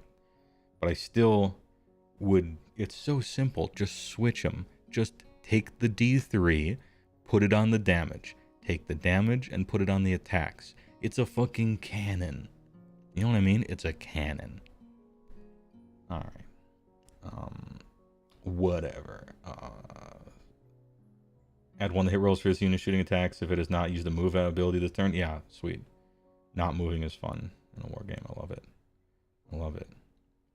We're shifting from one group of gourmands to another. Jesus. Well, hey, Flesh Eater Courts, I hope your shit looks good.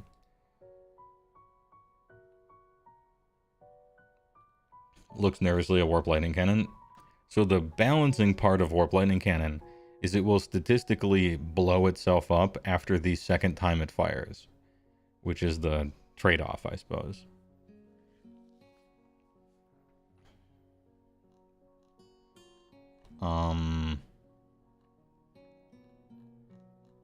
Let's see. Let's go back to the top here. He's made of Seethionium, yeah. Keep in mind, I haven't read Tuesday, Wednesday, Thursday. I haven't read KO or anything yet, so I don't know what else happened. It used to be that the Gloomspite Gits was the most disappointing faction focus. Because their not fun, kind of weak battle tactic that's super random did not get changed. I just read through an oil tanker dropped onto a skyscraper filled with unbelievable nerfs. I was not expecting them. Humongous, massive, layered, multi-layered, triple-decker burger filled with nerfs and shooting, I guess. Getting shot. This is a lot. However, you know, they changed everything. 4th edition is different. The water level is in a different place. And as such, you know, we haven't seen everything yet. However, it is weird that we got this butt blasted into the stratosphere in so many ways, and nobody else did at all, really. Didn't seem like. So maybe all the other factions, everything you didn't see is a massive nerf, right? And we just got to see ours first. See? That's how the water level. Anyway, no, you don't want them to be too good. Trampling Charge, less fun. But this one's fine. I'm gonna go through them all. We'll give them a grade, okay? Trampling Charge, less fun, less build around me. But the water level on Mortal Wounds went down, and we can charge on the opponent's turn, right? So I'm gonna give it a B. Ravenous Brutes. Instead of +2 move always, it's only +2 to run rolls. F. Basically destroyed the ability. Once per battle army, feast on flesh. I'll give it a C-. No, I forgot it has a chance not to work. I forgot about you need to roll a 2 up on a D3, so it's a 33% chance of failure for a once per battle thing. I'm gonna give it a D because it can fail, and you can't pick the same enemy twice. Yeah, I'll give that one a D. Ravenous Brutes F. Trampling Charge B. With a bunch of copium in the Trampling Charge thing, it's probably fine. The water level, everything else. Not even filling up the battle traits page. I'm gonna give a disappointing out of 10 for that one. Not even trying with Everwinter, which could have been here. They got a space right here for Everwinter. Didn't care. I'll give that one an F. Next up, Beast Handlers, Brittle Stock. +1 mortal damage. Okay. C-, maybe. It's probably what I will play with. It is a benefit. Sometimes, if I don't fail this roll, which you can now fail instead of just rolling low and doing low damage, you're kind of that. So that sucks. What else? Call the Blizzard. Call the Blizzard does not seem fun to me. I don't like it at all. I don't like standing near terrain, dealing with terrain, praying over and over for a once a turn 5-up ward, as long as I'm hugging terrain features. I don't like that. It doesn't seem fun for me. I'm not saying it's bad, although I am saying it's bad a little bit, actually. I'm saying it's a little bad, but this is mostly like a play style preference thing. This doesn't seem fun at all to me. I'm gonna give it a power level C minus and a fun for me level F. Yog Southrithri, thanks for the big prime. I appreciate it. TYVM. Yeah, don't like this at all. As the main mechanic of like my half of the army, it does not seem fun. But maybe I play with it and it is fun. Who knows? Kragnos received 1 million nerfs. I don't care about any of them. You no longer get more mortal wounds with his End of Empires abilities, so you don't play him. Unless the war scrolls in our army are so dog shit that this guy is better than all of them just for his 3d6 charges, even if they don't even add to mortal damage, right? That would be a sad day. And it would be a continuation of a sad day that we've been living in for an edition. Actually, 2. But 1 since Kragnos. Yeah, they nerfed him a bunch of ways. I don't give a shit. Ward 5 up is almost worth it for the exchange. Looking at a Stonehorn. Stone Skeleton is dead. That's very sad. It was like one of the main... What did they call it here? Hold on. What word did they use? I would say Stone Skeleton was a key identity of Ogre mawtribes, in my opinion. And it is dead. Ignore the first damage point that would be allocated to this unit each phase. That can add up against armies that are doing a little bit to you one phase after the next after the next. I'm not saying that's not the case. That can add up. And maybe end of turn or something like that. That can add up. I would way rather have a 5-up ward though. And this makes me sad. Losing 4 inches of speed is massive. Ooh, that sucks. That really sucks. Losing blood vultures really sucks. Damn. They tried to kill everything I like about my army. It seems. By accident. Purely by accident. I give it an F. Everwinter's Goad. Yeah, companion multi-hits.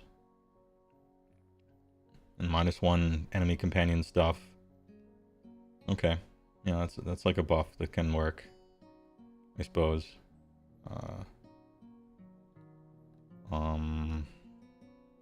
No overwhelming charge, which was really fun before. Yeah, F. What else? Ogre Gluttons. So, Ogre Gluttons lose a point for having 1 rule that I don't think matters much. Like nothing else, just 1 rule. Kind of sad. Kind of empty war scroll. A lot of armies only have like 1 box in a lot of their war scroll stuff, you know? And their damage seems to have survived. And then the water level went down. So I bet their damage is the shit now. It's sad that they're not more durable. It's sad that they only have 1 rule, and that one, I don't know. I'm not convinced how good it is. But they do a shitload of damage. Good. I would need to play to see how important the damage is. They did lose 2-inch move speed, though, which is a real kick in the teeth for Gutbusters. That hurts them. I'm going to give it B minus, C plus. I need to see more.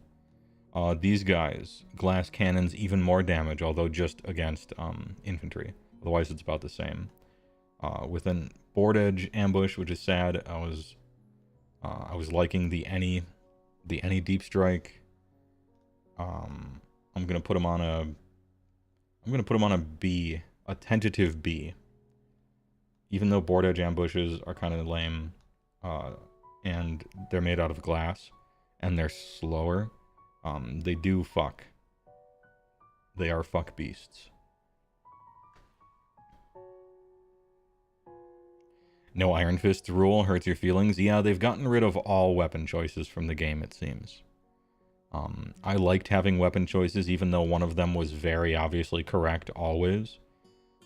Instead of balancing both of those or coming up with better options, they're just like, fuck it, we'll make every unit just like a single stat block. Okay. you know, could have put the Iron Fist rule on the War Scroll. Just saying, but.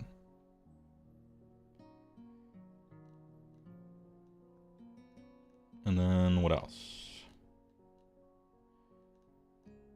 Lead Belchers. They still haven't done the only thing I ever wanted for them, was for their, not even mechanically, just like the feeling of how rules are represented in a game. I essentially want these to feel like cannons, and they just kind of don't. D3's, and I'd rather roll D3 damage than D3 number of attacks, personally. So that's a little sad. It's a little sad that they don't do the movement thing as well. That being said, most of the ranged War Scrolls we've looked at have been a lot weaker than before. So, as far as power level wise, I don't know. I thought these guys were essentially a speed bump, like foam. They were chaff before, that did literal 0 damage ever. Perhaps that's good now. I'm not sure. I don't know. I give them a question mark out of 10, of C-. Blasting away with their massive 1 damage guns with D3 attacks on 4s and 3s. Massive blasting. Yeah, alright. You take a subfaction so they can shoot poorly in combat. Bro, I don't want to take a subfaction so that they can shoot poorly in combat. I'm just not taking them.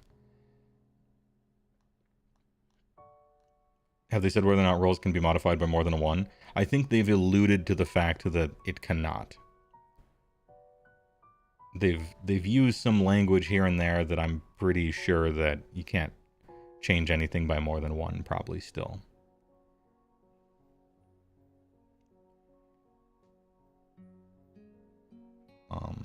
Two base attacks is big sad. Oh, did they used to have 3 or something? I thought they used to be 2, actually. Oh, you were hoping they would get better. Yeah. Not today. Yeah, this was humongously disappointing. And more so than I was prepared for. I was prepared to kind of meme a little bit about every minute, oh, it used to be like this and now it's like this. And then at the end, I would wrap everyone up and be like, all right, fucking chill. We haven't seen everything, you know.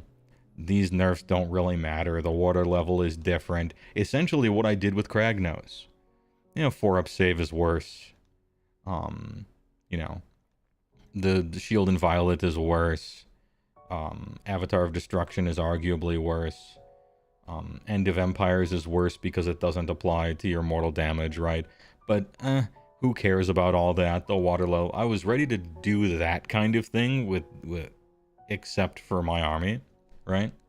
And then be like, it's fine. I still get to drive monster trucks around. But actually, they've managed to wound me. In a real sense. 4-inch slower on everything. Stone Skeleton eviscerated. Call of the Blizzard sounds very not fun from a playstyle perspective. Blood Vulture's gone. Overwhelming Charge gone, probably. Yeah, they've managed to really hurt everything I liked about my army. And that's a rough one.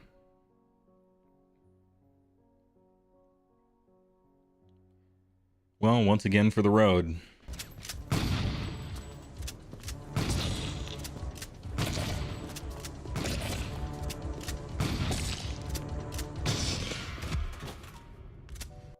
Damn. Okay. I thought my meme would be over the top and silly, and I would get to make fun of the sky is falling people.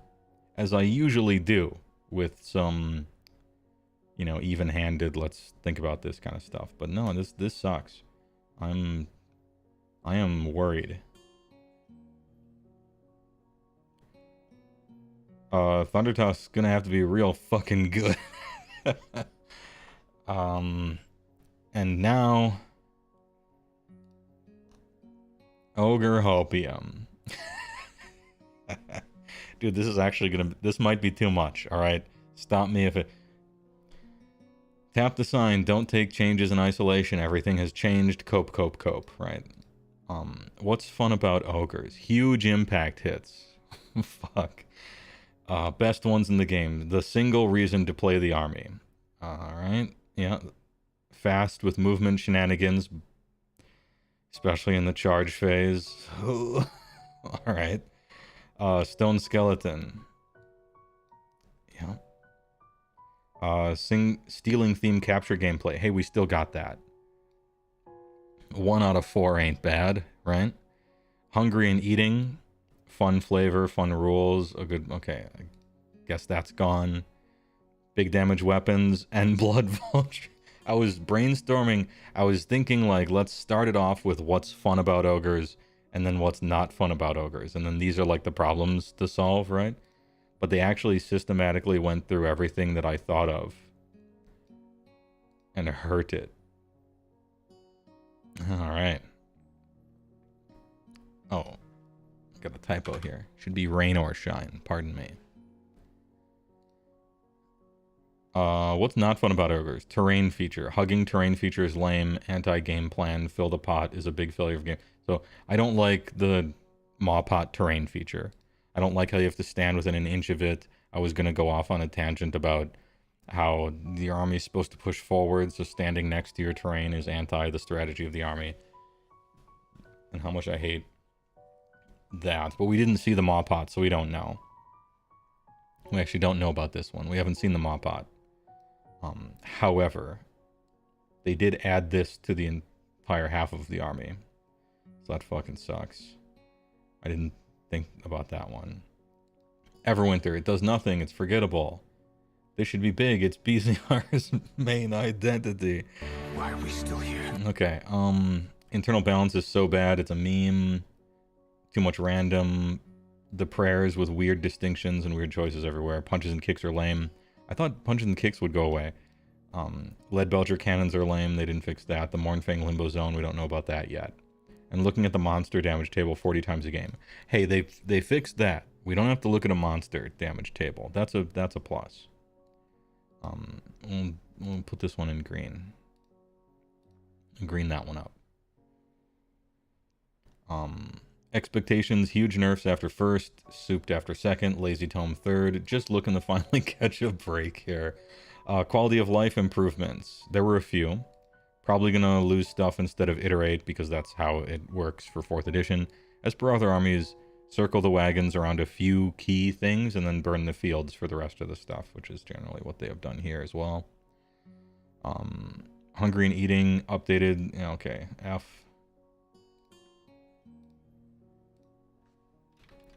Killed that. War scroll cleanup, internal balance, jobs, not sure yet. Tap the sign, I'm tapping. And now we get the Hopium Tier 1. Alright. Everwinter does something nice that consistently works. Not only is it gone from the battle tactics, or from the battle traits, but they added an Everwinter-based prayer system that to me seems very not fun. The opposite. Fix the battle traits dead zone. Well, they fixed the dead zone. They did that. It's just ogre keywords. And they got rid of all of the ones that it would matter for. So they did do that. Thunderdust playable, we don't know yet. Not sure. Huskard gets a weapon. No more D6 attacks, D3 damage. Please, God. Nope. He did not answer our prayers. We still have the fucking D6 attacks, D3 damage. Huskard still doesn't have a weapon. Lead Belcher cannons should feel like cannons. F. Mawpot redesign? Don't know. Please, God, no babysitting. I'll read that one. L after L after L. And I guess there's extras in here. I wasn't even... Changing Stone Skeleton wasn't even on my radar. That killed me. Hopium Tier 2? I don't even wanna. Thundertusk actually good instead of just playable? We don't know. Everwinter good. F. Hopium Tier 2 is like the things I didn't think would happen, but that I'm hopeful for. So you can summon Maw Pits. Gulping Bite also heals. I'm gonna give this one a technically. So Gulping Bite Gulping Bite does heal. Now. However, it's once per game and might not work. So I'm giving this one something like a half and half. Actually, you know what? More red than not. More red than not, because it's once per game and it might not work. Retreat and charge, or charge in combat, or 3d6 charge, max hopium without Kragnos. We don't know yet. Almost certainly not. 3-up save on all Stonehorn. Yeah, that won't happen. 4-up save on Gluttons. Yeah, right. See, even I didn't even think that this stuff would. Yeah, no. Nope. Prayers are actually good. Frostlord is a priest. We don't know actually yet. The prayers seem real not fun. Hunter a priest, not sure. Butchers are wizard too, so they can unbind, not sure. Gulping Bites heal and the Monkey Paw curls. Yeah, this is rough. Results. Sad.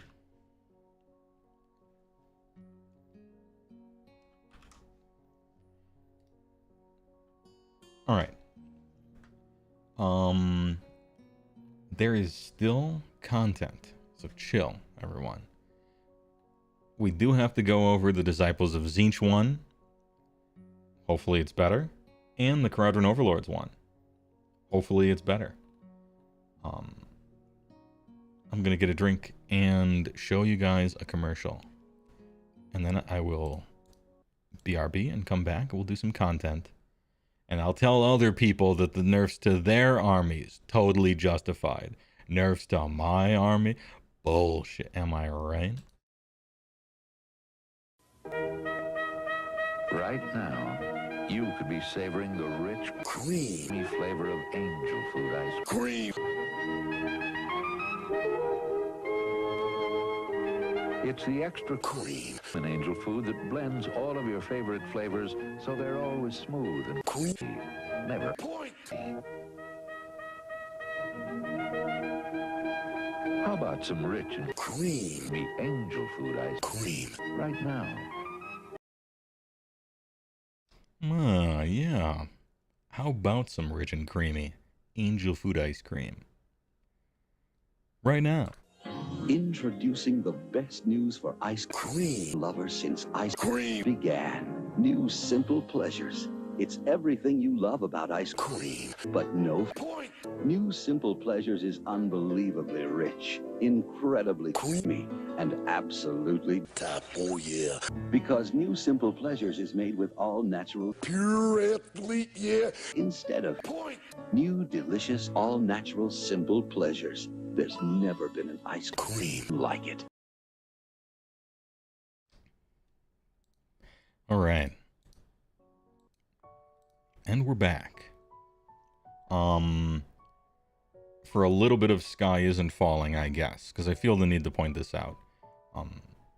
Everything I liked about the army has almost been destroyed, but not really. You know, that's like a headline. Yeah, we're slower, and we do less impact damage, and the blood vultures are gone, and blah, blah, blah, blah, blah, right? But at the end of the day, in a game of Age of Sigmar, you're going to charge stuff into impacts, and now, on the opponent's turn, you're going to charge and do impacts. That's good, isn't it? And Gluttons do a lot of damage. And Gorgers. Steely, thanks for $5 on YouTube. Appreciate it. Seems like the devs don't probably understand Ogre players and why they like to play Ogres. They certainly don't with the Everwinter Prayer. They got that one more wrong than I could possibly imagine. But that has historically been the case. It's one of those, like, in the past, the older battle tomes, you'd be reading them and you'd be like, these people have never played Ogres before. They actually haven't even played the army, but they wrote rules for it. I don't know if that's true, but it screamed it, you know, with the different battle tomes over the years. I get the impression that they probably at least played this, They just have a different idea about how you're supposed to. That's all. Ahem. Sad about overwhelming charge going, though. And stone skeleton. And minus 4-inch move. And a bunch of other stuff. Hey, let's talk about Tzeentch, shall we?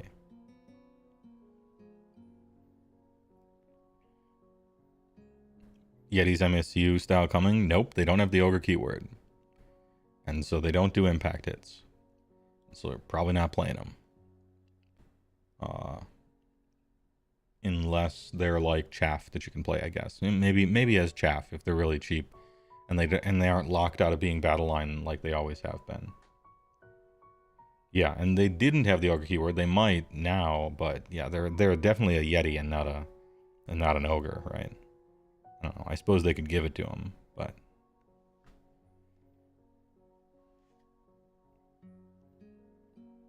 the cults of Tzeentch. The ruinous powers lurk beyond existence in the otherworldly hellscapes known collectively as the realms of chaos, always jostling for position in the great game, looking to conquer the 8 realms arrayed before them once and for all. Tzeentch has been one of the great gods of chaos, asterisk, now featuring Big Rat number 5, great god of chaos. Since before the age of Meath, he is the architect of fate, the god of change, ambition, and magic. Wherever wizards seek shortcuts to arcane dominance or covetous subordinates plot to usurp their leaders, Tzeentch whispers schemes into their ears and tantalizes them with the promise of unchecked power and glorious evolution. This all comes at a cost, one of unpredictable and eternal upheaval, and perhaps a sickening mutation or two. Ooh. His devoted armies are the disciples of Tzeentch, convocations of demons and mortals who are just as warped as the Lord of Flux himself. Have you heard this? I haven't heard this. Is this new? Is this old? The Lord of Flux? That's actually kind of sick. Lord of Flux is a funny title. I rather like it. No flux given. This guy, Flux.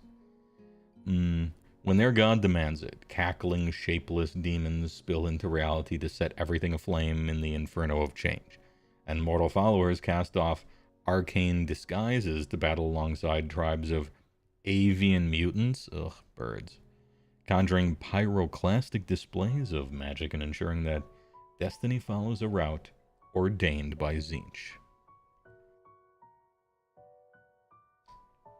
Ahem.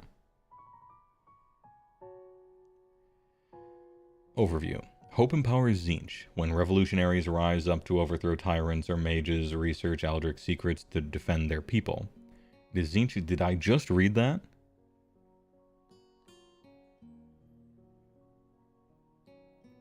Okay, I read a very similar thing before, but okay. Anyway, it is Tzeentch who answers with bargains and boons. Anyone who accepts is caught up in the changer of ways' insatiable desire for constant flux. More flux. No revolution should end, no scheme should have a final step, no wizard should be free from the mutative influence of raw magic. The word count, yeah. In orchestrating countless plans, Tzeentch tugs on the threads of fate that control the cosmos, attempting to arrange destiny in his HeyWoah. Seemingly inconsequential decisions taken hundreds of years in the past may have massive ramifications in the future, and the disciples of Tzeentch can find themselves baffled by the infinite intricate schemes their master keeps weaving, but will bring them to fruition, without question. This guy, Flux, the Lord of Flux. This guy, Flux, dude. First amongst his followers are the Daemons, warped and mutated creatures woven from the very stuff of change itself. Powerful demonic entities unleash blistering waves of weird flame, transforming mortals into gibbering possibly gibbering. I think it's gibbering. Is it? Is it with a G instead of a G, right? The noise. Any enunciators in chat? I think it's gibbering.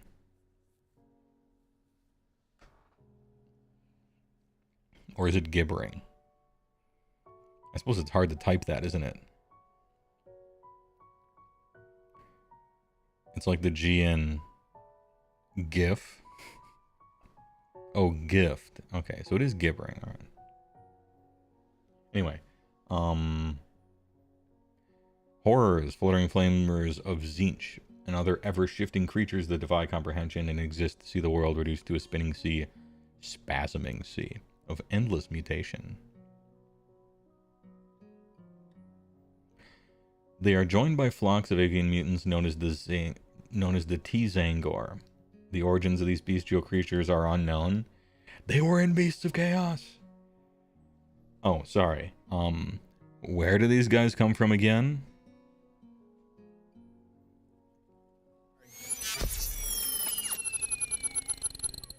Damn. Must be an old world army, I guess. Beasts of who? What was I doing? Anyway, but their mutations and limited ability to see the faction cause them to believe they are blessed by Tzeentch himself. Led by babbling shamans, they are drawn to sources of arcane power and acknowledge which they claim for their gods, slaughtering foes with cruel blades and savage BX. Alright. Which prime? Catfish, 666, thanks for the prime. On Twitch for 11 months, thanks a lot. Do you babble or do you gibber? Or is it gibber? Alongside them are mortal arcanites who, when not plotting in the shadows, grant themselves magically swollen physiques.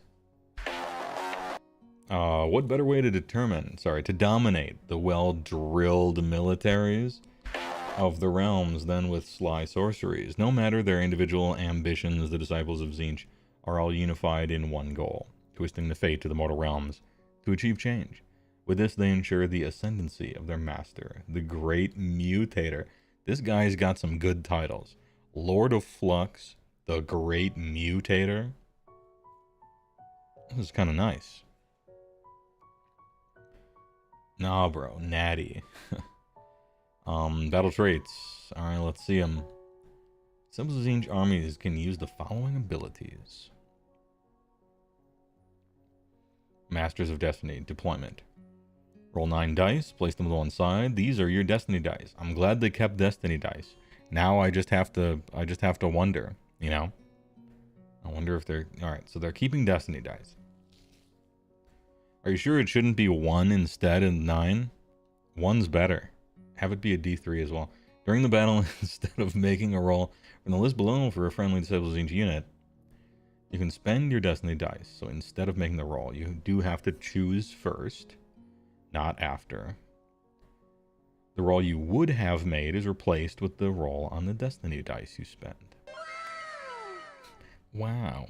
ThinkPad, thanks to Tier 1 gifter. Appreciate it.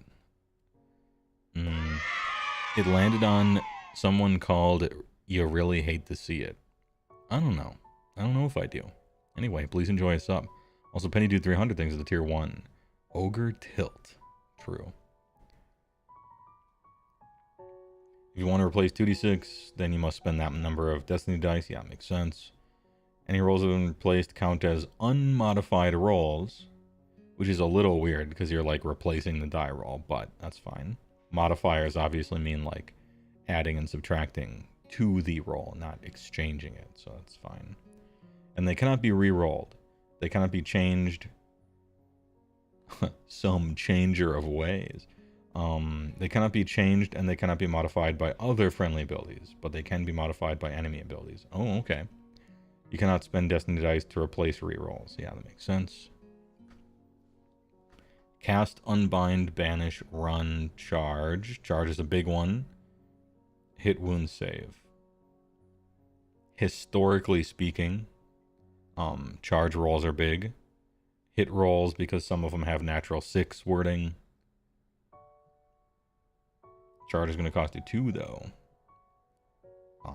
Although, do you have to, or can you just replace 1? If you want to replace a 2d6 roll, you must spend the number of destined dice equal to the number before the d6. Okay, so you can't just replace 1 and then roll the other. You do have, it seems as I read this, you always do have to spend the 2. So for instance, you could have like a 5-inch charge that you need to make. And so you're like, I'm just going to replace one of them with a 4 so that it's impossible to fail. You can't. You really do need to spend both, it seems.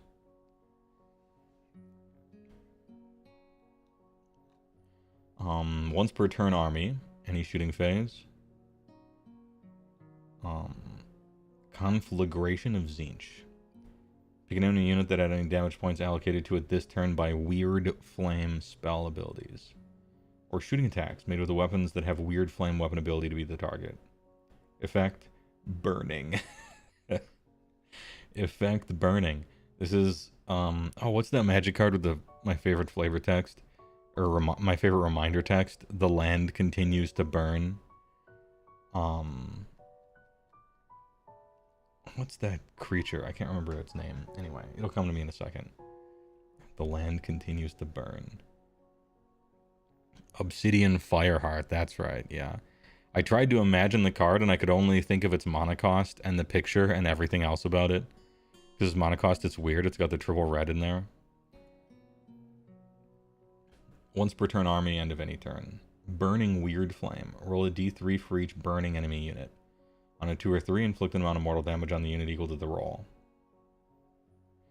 On a 1, the unit no longer has the burning.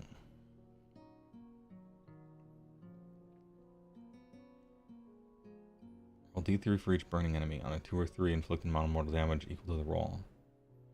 How come they get Gulping Bite every turn instead of once per game? Anyway, passive.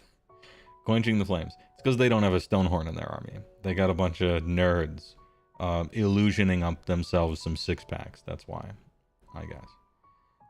Quenching. Effect. If a burning enemy unit uses an ability that would heal or return, it quenches the burn. So this is just Nurgle.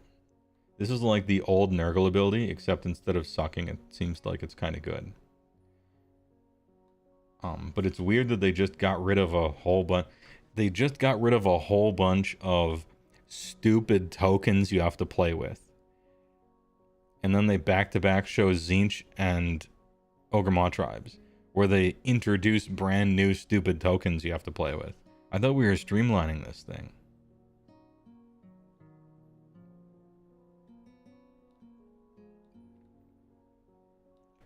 Anyway, it's only once per turn. That's why, and you can bite a lot. All right. Damn, this is a lot of real estate for a burning thing. Like Destiny dice, that's a big deal. But this is a lot of real estate in the battle trait section for like, here's some weird flame stuff, and then here's what you do with the weird flame stuff. And then here's what happens to get rid of the weird flame stuff. Like 3 giant squares to determine what like flamers are going to do in the future. Okay. Yeah, no summoning, no -1 to hit for demons.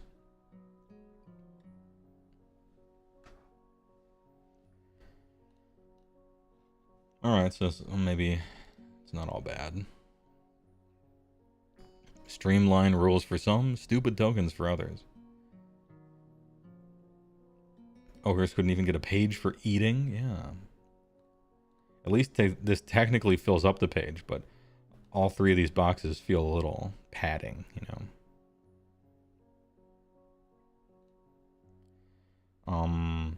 Summoning is gone, but we knew that. We were emotionally prepared for summoning to go away. And the specific emotion that I'm thinking of is joy, happiness, the resolute knowledge that you are correct, you know, all of those things. Because summoning was generally a bad idea for Age of Sigmar. And every one of their changes that reduced it or made it go away was all good. And so if it's finally truly gone, good riddance. Pox on its name.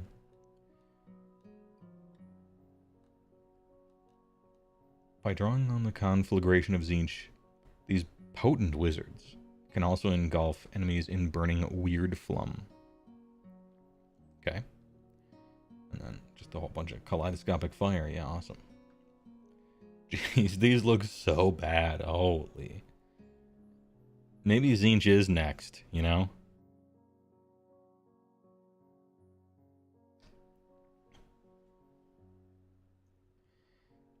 Maybe Tzeentch is next one to get the updated refreshed line. Weird Flame Host. Mutagenic Inferno. Subtract 1 from wound rolls for attacks made by burning enemy units. Alright. So you're telling me that your damage in this army is going to be so bad that you're going to, like, attack people and they won't die, and then you're going to actually give a shit about some debuff on them? That doesn't bode well. Okay. Maybe you're just supposed to light your whole enemy army on fire, and that's, like, what you're trying to do. And then they, like, kind of suck. Alright. The scheming cultists of the Arcanite Cabals, meanwhile, combine their sorcery to unravel enemy spells and counterattack with their own conjurations, casting and unbinding bonuses, while other convocations use the mastery of fate to slip through reality or call on screeching warflocks?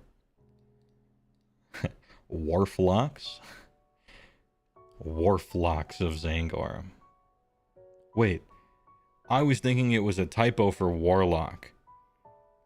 This is actually a type of flock, right? Like of birds. It's a war flock, right? I was thinking Star Trek, maybe like a typo for... This is a war flock. I get it. Not a war flock. Not you put, what's his name? It's not you put a Star Trek character in prison, right? Worf locked him up, right? I see. Yeah, not an eggcorn. Arcana incantations. This one seems like teleporting or deep striking, right? Tzeentch is the god of magic, and his followers are obsessed with the arcane arts. As a result, their faction pack is one of the few to include 2 spell lores. Let go. Though you may still only choose one. Alright. Picking the mutative Lord of Change gives your wizards access to 3 new sorceries, including Transformed into Spawn, which transforms you into Spawn. Alright, good. Cast on 7. Hey, what if the spell lores aren't separated by whether you're a demon or a mortal? Because that was stupid and I didn't like it. Maybe we're opening up a little bit. Declare. Pick a friendly disable Tzeentch wizard to cast it. Visible enemy within 12. A little short range. 7's probably very easy for you to cast in a Tzeentch army. We can imagine, right? Inflict D3 mortal damage on the target. Whatever. But I guess that's average now. If any models are slain by this ability, pick a friendly chaos spawn of Tzeentch and that is in reserve as a potential fate, or that has been destroyed. If you pick a unit in reserve as a potential fate, set it up in the battlefield in combat with the target. If you pick the unit that has been destroyed, set it up... Oh. I thought it was going to be somewhere else. You put them both in the same spot, they're just wording it. Okay. So you put it in combat with them. Which can fuck with their movement, maybe.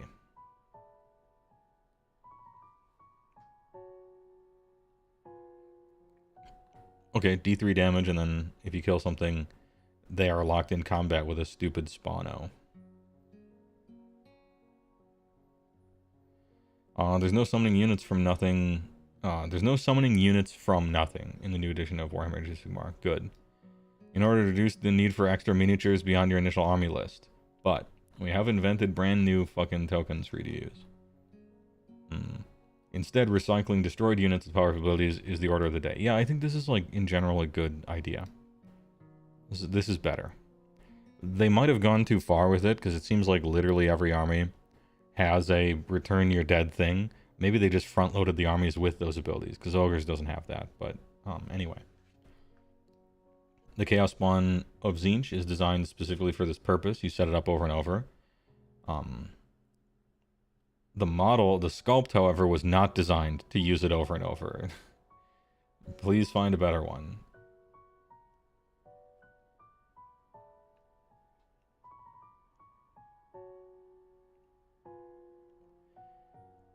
Yeah, okay, so waves of mutation, instead of just returning it once, you can return it as many times as you want. Got it.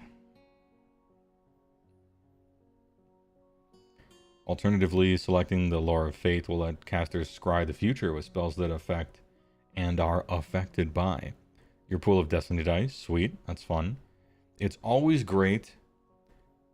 As a player, it's always great when you have a battle tactic that's like a central mechanic, and they allow you to make choices in list building that will affect that in some way. So, like, here's Destiny dice, but you can add more with this thing or this thing or this thing, right? Like, that's fun. So I appreciate whenever they do stuff like that. Unit focus. Whether fighting as a swirling mass of shape-shifting demons or as a host of avian mutants and cultists with magic muscles, Disciples of Tzeentch wage an uncommon kind of warfare. Few are as talented in understanding the machinations of the Changer of the Ways as Kairos Fateweaver. The two-headed lieutenant of Tzeentch, one head possesses perfect clarity of everything that has already transpired, while the other can see the future with unwavering precision. Though this has unmoored him from the here and now, the Oracle of Eternity can use his powers to bend the rules of the game when it comes to scoring battle tactics. Uh-oh. Fourth wall breaking on my rules. 16 health, 5 up save. Ugh. Wizard body. Faster than a stone horn. 5 control. Staff of Tomorrow. Curved BX. Master of Magic. When you make a casting roll for this unit, you can change the lowest d6 to the highest. Yeah, alright. So you still have that. Super bonus. Super good at casting, for sure. Once per battle reaction, you declare the Tactical Gambit ability.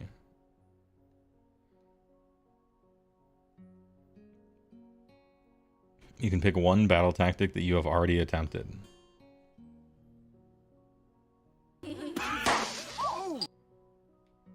Oh. I don't need to read anything else on this war scroll. Kairos Fateweaver is good. This war scroll is good. His save fucking sucks. He can't fight. I'm not even gonna read the rest. This shit is good. You can pick 2 battle tactics that you've not yet attempted, but you can only complete one of them. The other does not count as having been attempted. Whatever. Okay, so you do the easiest battle tactic in the game, right? Whatever battle tactic, be playing the game and stand where you're already standing. Okay, did it. Next battle round. I'm gonna Tactical Gambit to be standing where I'm already standing. Thank you. Okay. Yep. 5 upward, sure. Wizard 3, yeah, sounds good. Supercaster, nice. I mean, I'll read the rest of it, but I don't care.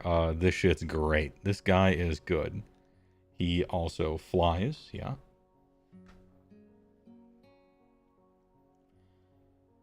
Beacon of Sorcery. Add 1 to casting rolls and unbinding rolls for friendly disciples of Tzeentch wizards while they are wholly within 12 of this unit, and that's him, so he's also changing this and adding +1.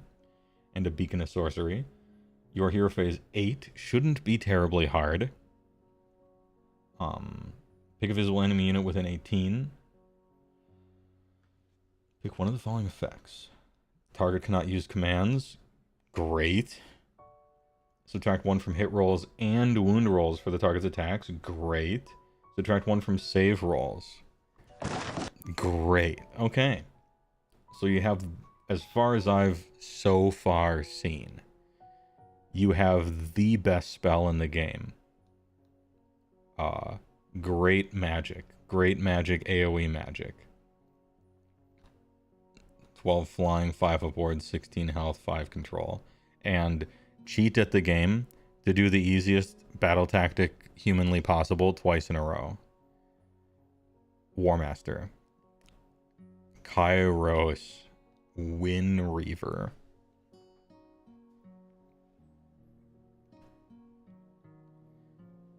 This is good. Yeah, there's no absolute toxic, pathetic bullshit in here. You can only choose each one once. None of that. None of that Stormcast War Scroll, destruction ass War Scroll. You can only choose each of these once. No, it's just good. Alright. I'm glad I'm reading this after Ogres, because if I was reading this before Ogres and I was thinking they were gonna like do some anything exciting, even one exciting thing, there were 0 exciting things that I read in the whole Ogre faction focus. We already got one. This shit's sick. 5 aboard. He has Stone Skeleton. Not allowed over here, but he's got it. Yeah, anyway. I promise I won't do that the whole time. It'll become too much. I get it. Mr. Saintly, thanks for the tier 1 for 3 months. I appreciate it. Thanks a lot. Are you sure you don't want to play 3 priests and roll a bunch for 3 entire turns targeting a bunch of terrains so that you can do this for one turn? Are you sure that isn't more fun? Anyway, Gaunt Summoner. 5 move, 5 health, 6 up save. So like a Gorger, basically. Change staff, 12-inch range, 3 attacks, 4s and 3s, 1d3. Way better than a cannon. Minions of the Silver Tower. Target is set up in reserve, and then you can summon it. So the target on the battlefield holds within 12 of this unit, and more than 9 from all enemies. Ooh, can you still... Because the concern with Gaunt Summoner is if you just kill this guy, then the unit can't be deployed. It looks like that's still the case. I wondered if they would add a little quality of life in there, that if you kill this guy, they don't get, you know, maybe it gets put elsewhere.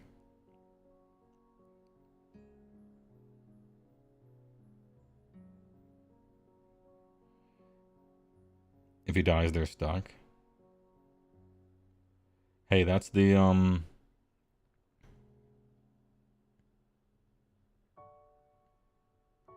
bring multiple and you can summon from either. If you take a second one, he can let them out. True, yeah. Unless they both get killed. No, I got it. It's fine if they both get killed, because you'll take 3, alright? But then, oh fuck, hold on. What if all 3 of them are killed? Don't worry about it. I got a airtight plan. You take 4, alright? But what if 4 are killed? Dude, I thought about that after sleeping on it. I got it. Take 5. Start putting them into each other's silver towers. Your hero phase. Divert Realm Gate 7. Units set up this turn using this unit's Book of Profane Secrets can be set up wholly within 18 of this unit and more than 7-inch from all enemy units instead of the distances in the ability. Ooh, 7. That means a 7-inch charge. That's a lot better than a 9. Okay, cool. So you have a dude. By the way, the Gaunt Summoner looks... I love the model. One of the few Tzeentch models I love. There's a certain, like... There's like a third, maybe even smaller than that. There's like a third of the Tzeentch models that are ripoffs from Pan's Labyrinth and then painted blue. And I really like those ones. I just thought I'd point that out. Anyway, here's a Deep Strike man with a Deep Strike plan. And you can take him if you want. But he's kinda easy to shoot. If you're concerned about that. He does have a 6-up ward, though.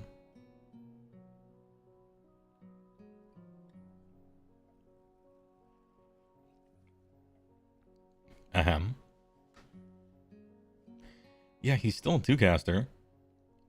It's kind of nice. Wizard 2. Which means you can unbind and cast.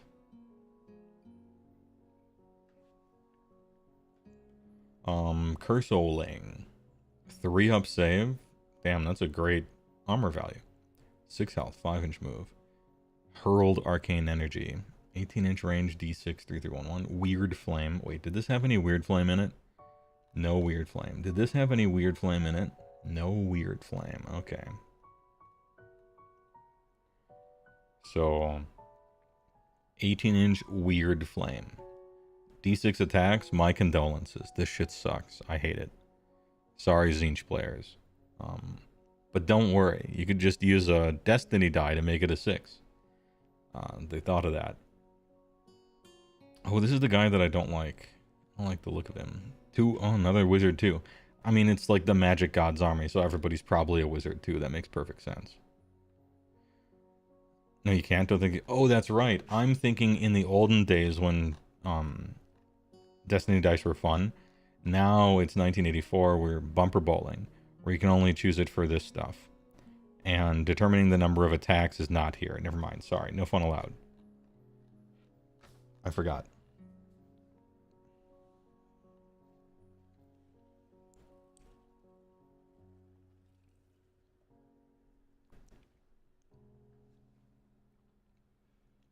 Disruptor of the Arcane.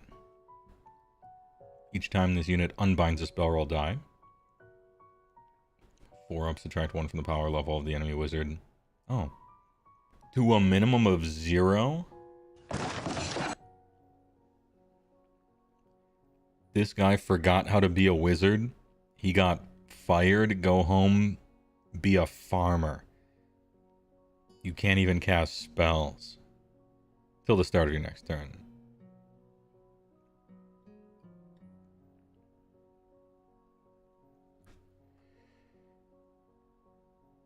That being said, till the start of your next turn, if you're doing it on your opponent's turn, it wraps around and just becomes your turn immediately.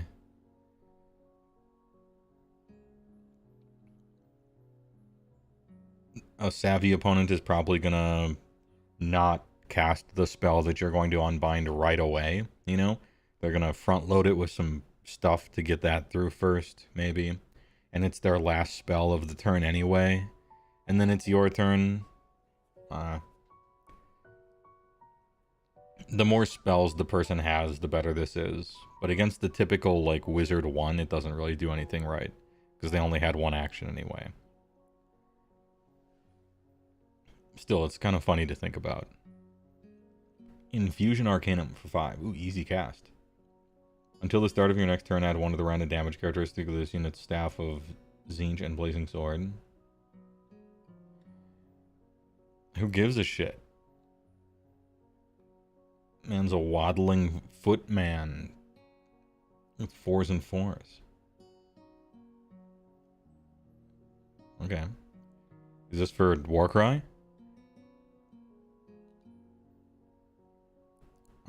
Anyway. The creature is a disruptor of the arcane. Hey, word. Pink horrors. Okay. I'm gonna get around some hypocrisy here. I'm gonna address it. Did I just complain about my army getting shot? Yes. Do I think pink horrors should never split ever and they come up with something else for them to do? Yes. Is this hypocrisy? I'm not sure. But I sure fucking don't like it. And it keeps getting nerfed over and over. We'll see. We'll see what they do with it. 2 health, 6 up save, 6-inch move, 1 control. Arcane Flames, 12-inch, 24401, Weird Flame. No Weird Flame in melee, though. This thing looks so bad. New model, please. In my defense, the rules for how you exactly are supposed to do it tactically have always been unbelievably tedious and obnoxious. But that's neither here nor there. Obi-Wan sings tier 1. Appreciate it. For 37 months. Each time a model in the unit is slain before removing the model from play, pick one of the following. Okay.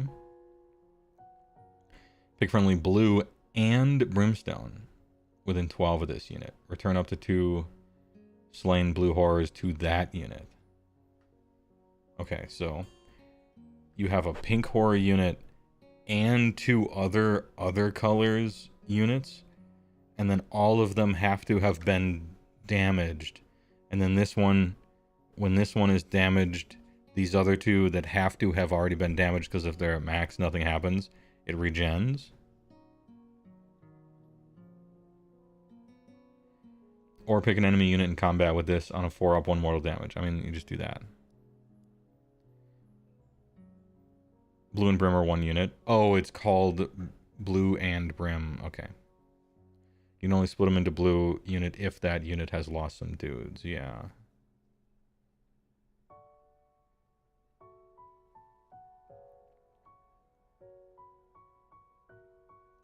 Yeah, I think that's a decent way of thinking about it.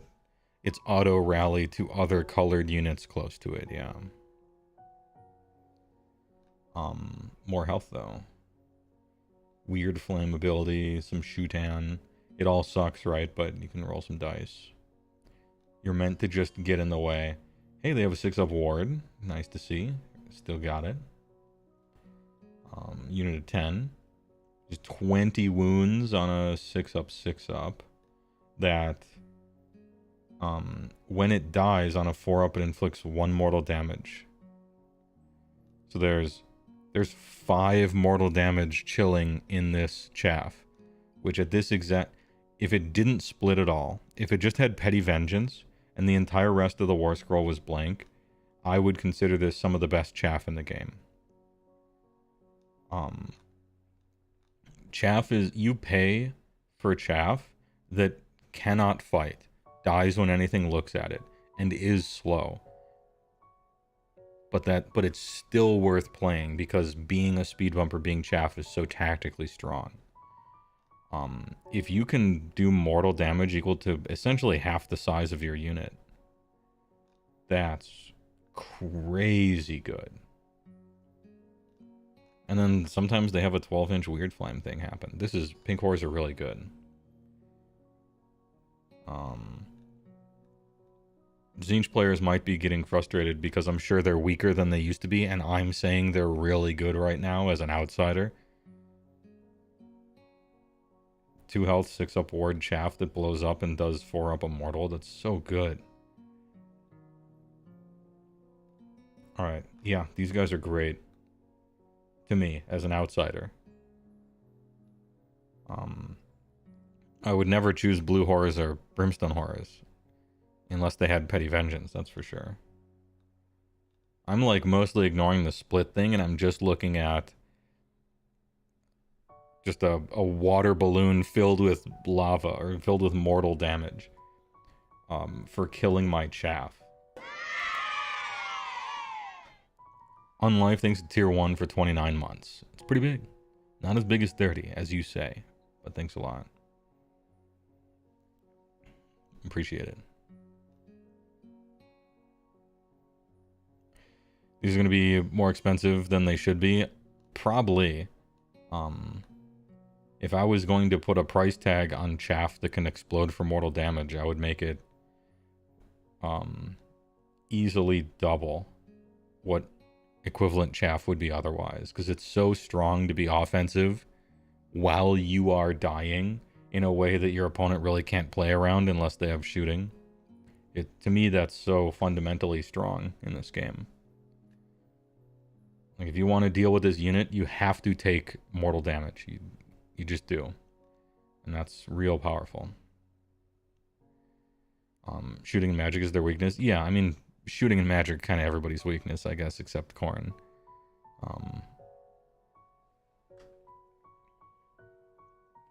A word from the... Really? That's it? Okay. No? Oh, alright. That actually was a decent amount. I forgot. They don't have... Hey, why don't you put Archeon in here? Anyway. A word from the studio. Sam. One of the most exciting parts of the Disciples of Tzeentch army is the new Weird Flame ability. It's Nurgle. Only fun. The new weapon ability system allows us to add custom rules that represent the unique weapons and lore-accurate powers of factions while keeping the pool of universal weapon abilities intact. 3 Disciples of Tzeentch battle trades, conflagration of Tzeentch, burning Weird Flame, and quenching the flame, all key to this weapon ability. Yeah, it does take up a whole bunch of real estate in the old battle tactics station, doesn't it? Helping you keep the pressure up beyond just your spell casting, along with their Master of Magic movement shenanigans and some out-of-the-box abilities. You're always in for a unique play experience on battling with and against the servants of Tzeentch. Don't I know it?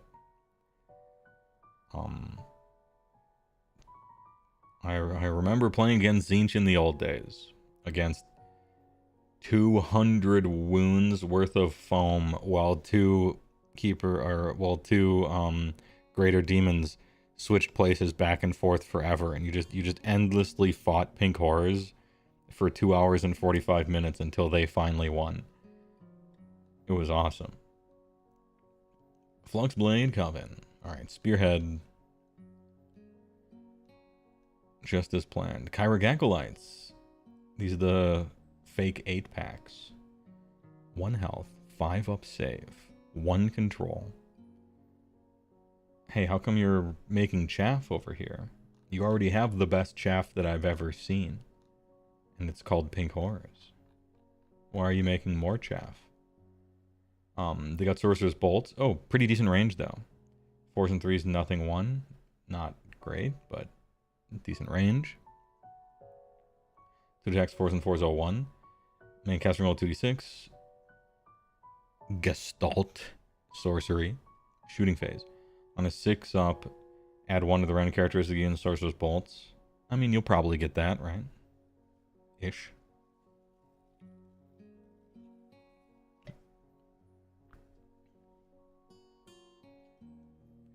You bet the Sorcerer's Bolts have Weird Flame in the AOS version of the War Scroll? That is my guess for sure, Artorius Rex. This is a Spearhead thing, and so I'm betting it says Weird Flame here. And for most of the, like, sorceress ranged attacks and things like that.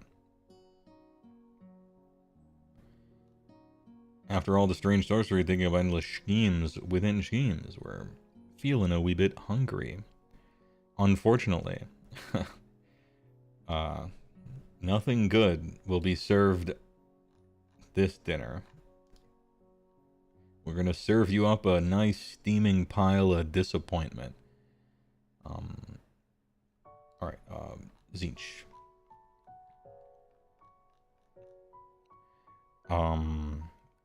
Destiny Dice. A. Giving it an A. Weird Flame. I'm gonna give it a... And it's only 1... Once per turn army. Once per turn army. They can quench it. I'll give it a B-. It seems kind of neat, but it's just 1 and also takes up a ton of real estate in their battle trades section. Next, Mutagenic Inferno. This is actually kind of good. It seems like you can probably spread your Weird Flame around a lot. I was thinking you might as well just kill them, but your damage seems pretty low, but your reach seems kind of good. So I'm going to put this at a B. You probably won't choose it. You'll probably choose a different sub-faction that actually helps you. But it's alright. Transform into Spawn. B. Waves of Mutation. I mean, it's not even worth rating. Kara's Fate Weaver S tier. reaches outside of the very game and grabs victory points the easiest possible way you can. Everything else on his war scroll is great. He has a 5-up ward. He can fly. He's literally faster than a Stonehorn and flies and has Stone Skeleton. And the best spell that I've read so far in any of the previews. What a Chad.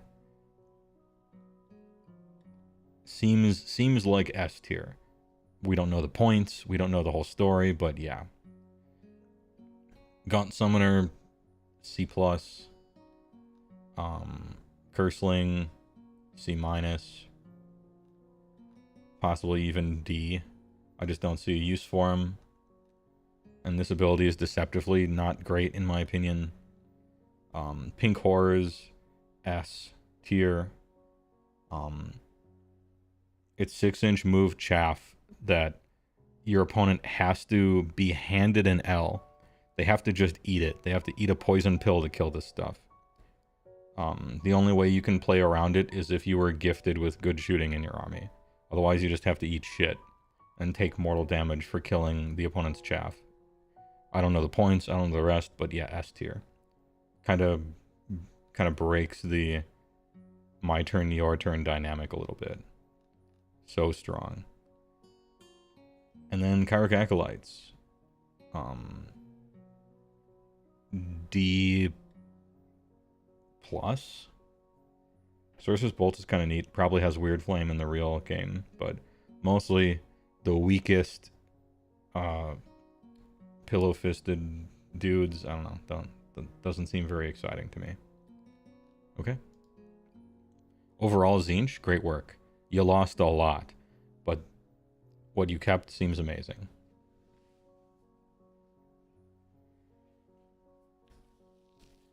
One thing about Kairos is possibly tactics being attempted versus completed. He may only be able to do this with a failed previous tactic. Oh, okay. Yeah. If that's the case, then he is trash. But I don't think so. We'll have to just remember that one and see what they say about it.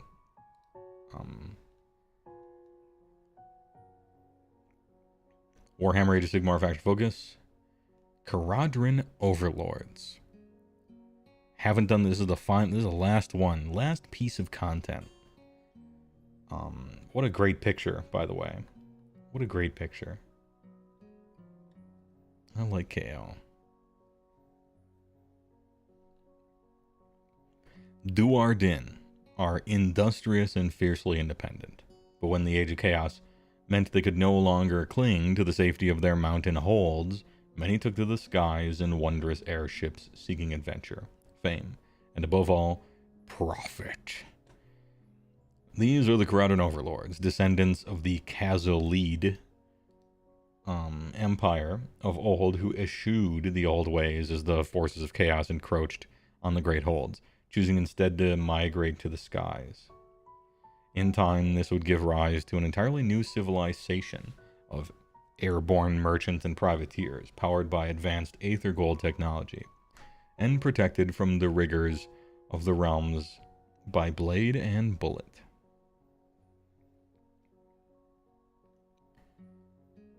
Sweet. These seasoned skyfarers can be found in all corners of the mortal realms, whether trading between the cities of Sigmar or hunting down fresh seams of precious Aether Gold that hang in the air like glittering clouds. They might be adventurers and swashbucklers, but they are still Duardin. Their society is governed by a strict code of laws that places acquisition of wealth as the highest virtue, but tempers rampant avarice with a labyrinthine system of articles and amendments decreed by the ruling council to keep business fair and proper.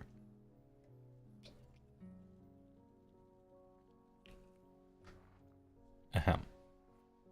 When called to war, the Kharadron skyports dispatch great armadas of sky vessels loaded with Arcanaut troops and bristling with firepower. Their weapons are undoubtedly the greatest in all the realms. Oh? Tell me more. And uncountable hordes of chaos, death, and destruction have found their rampages cut short by a thunderous volley of aether shot from the clouds. I don't know, because whenever I look at their war scrolls, I see a whole lot of 4s and 4s. Like no rend 1 damage. Super short range shit. but I don't know. Maybe we'll see. Chill. Overview. I like how this guy has being mad built into his helmet at all times. When the Age of Chaos swept across the mortal realms and drowned the world in madness, the Duarden that called the realm of metal home succumbed to demonic onslaught like everyone else. Lifetimes of successful industry and unchecked greed had made them insular and stubborn. And when they finally called for aid from Grungni, their maker god, he responded with silence. Their salvation instead came from the spark of ingenuity that lies within. Having no other options left, they broke the chains of tradition that had hobbled their progress and began to innovate with reckless pace. New war engines powered by steam. Oh shit. Gaben in the mortal realms? And heated realmstone took flight from the mountaintops and hammered the demonic hordes from the skies. And soon great engineers began to wonder whether even their workshops and dockyards could be raised into the heavens. These floating platforms became the foundations of a new civilization in the safety of the clouds. Scorned by Grungni, the Kharadron Overlords instead placed their faith in the arcane properties of the substance known as Aether Gold. And though they continued to observe the ancestor gods and cast machines in their images, the might to the skyports was directed towards gathering more wealth. The bulk of Kharadron forces are naval crews trained to fight on board the ships they inhabit, using firearms to hold airborne predators at bay. These Arcanaut companies are tenacious souls compelled to fight for their Aether Gold shares and thus their place in society. Ahem. By contract signed before a voyage begins, whether leaping into a melee from the gun whales. Dude, gun whales? It's me. My nickname in college. Or defending a valuable cache of loot on foot. The airships themselves are marvels of engineering, held aloft on wondrous spherical endrins, also my nickname in college, that thrum with Aether Gold. Ships come in many shapes and sizes, though the workhorse vessels known as Arcanaut frigates are by far the most common. Each one is as much a hauler as it is a fighter, and can transport large numbers of Kharadron troops quickly across the battlefield while blasting the enemy to pieces with cannons, bombs, and Aether shot. Battle traits. The mobility of sky vessels has always been bullshit. I mean, it's the core of the Kharadron game plan. And all their battle traits revolve around maximizing potential mobility.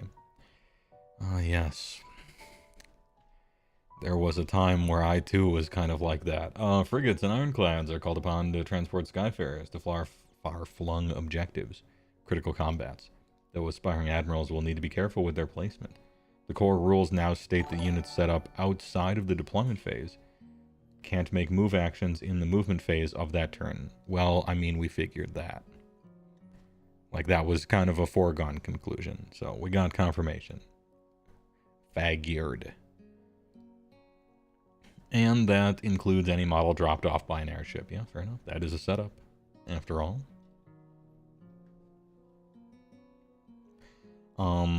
Once per battle. Ooh, fly high. Okay, so instead of fly high all the time, only once per battle. All right, that's big. That's a big downside. Pick a friendly sky vessel that is part of a regiment from which no units have been deployed. Then pick a number of units up to its transport capacity that are in its regiment. Set up all those units in reserve in the clouds. They have now been deployed. Oh, it's the deployment phase. Never mind. I forgot. Friendly sky vessel.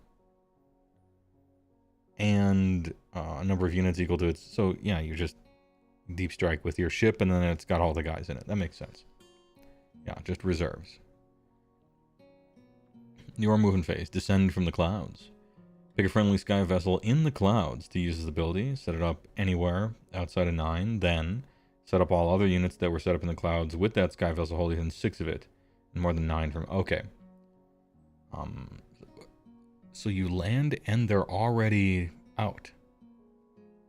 Okay.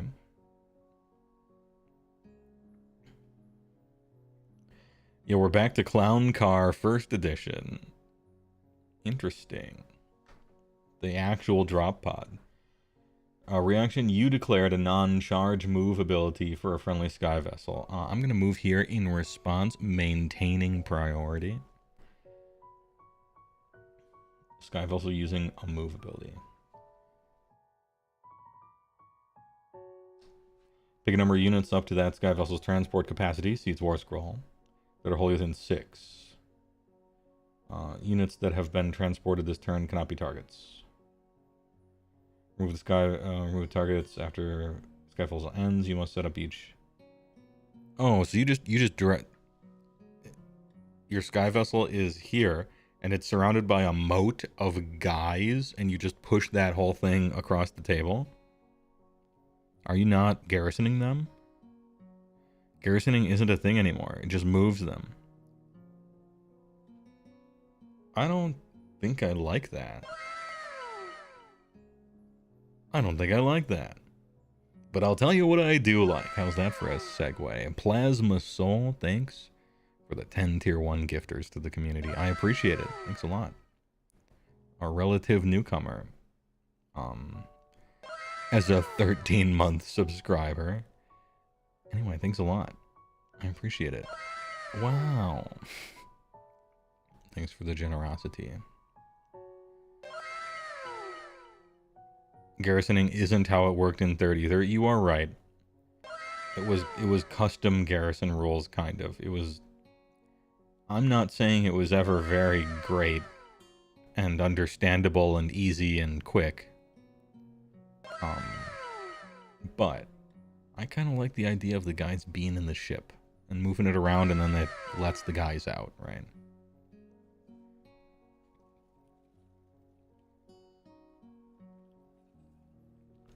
Ahem. So I think this is weird. I don't know how to feel about this. I just think it's weird. I think I liked him being in the ships. I thought it was cool. And being able to shoot from the ships, I thought that was cool. Alright. Yeah, I don't play the army. I haven't played against it a lot in the last edition. And I don't know... Most importantly, I don't know what KO players want. So I don't know that I can comment on this from a positive or a negative point of view. I just thought it was cool that they could shoot from their little ships. And it's weird to push all the... Like, the guys are just running along the ground, you know? And following the ship around. Anyway, it's just kind of weird. You just watched HeyWoah's weekly episode where Vince said he didn't know how HeyWoah could have just one army. After reading Ogre rules, any thoughts on another army? This isn't even the biggest Ogre nerf that I have lived through. You know the absolute copium meme, right? Tap the sign, don't take changes in isolation, everything is changed, cope, see, right, this thing? It is actually true.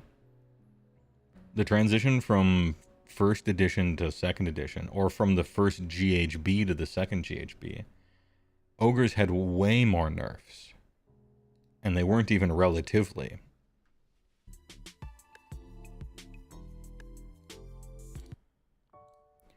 So, yeah, I've lived through Ogres being, like, Beastclaw Raiders being essentially the worst army in the game that actually had rules.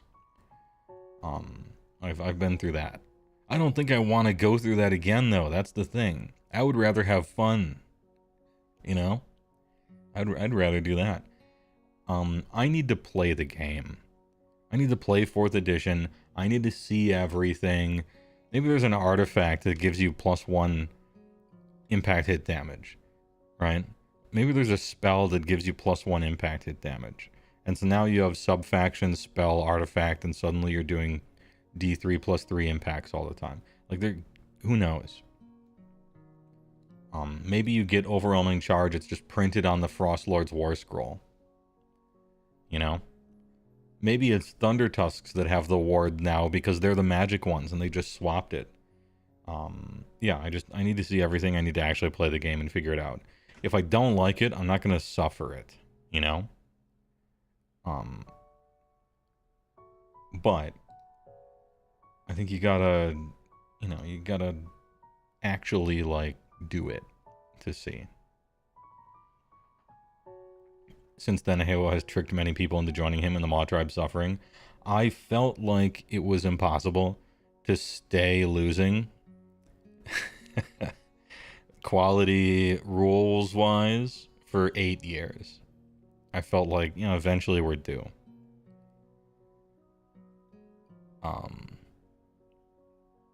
It was unlikely. We'll see. Anyway, Sky Vessel cover. Target 1 for hit rolls for shooting attacks. Target friendly Kharadron Overlords infantry while they're holding within 6 of a... Okay. Man, just... scooting them across the ground like you're pulling them on a rug. It seems weird in my head. It just seems weird in my head. It seems goofy. I don't like it. I like it when they were in the ship. I don't like how it worked before mechanically. I just like that they were in the ship. Anyhow. That's like a lot of nothing because I don't play this army, but it's weird. Alright. Anyway. Look, these dudes. Thunder is the coolest shit in the army. They accidentally made him too good last edition. Special procurement. Once per battle. This is a battle formation, which is the new name for sub-faction.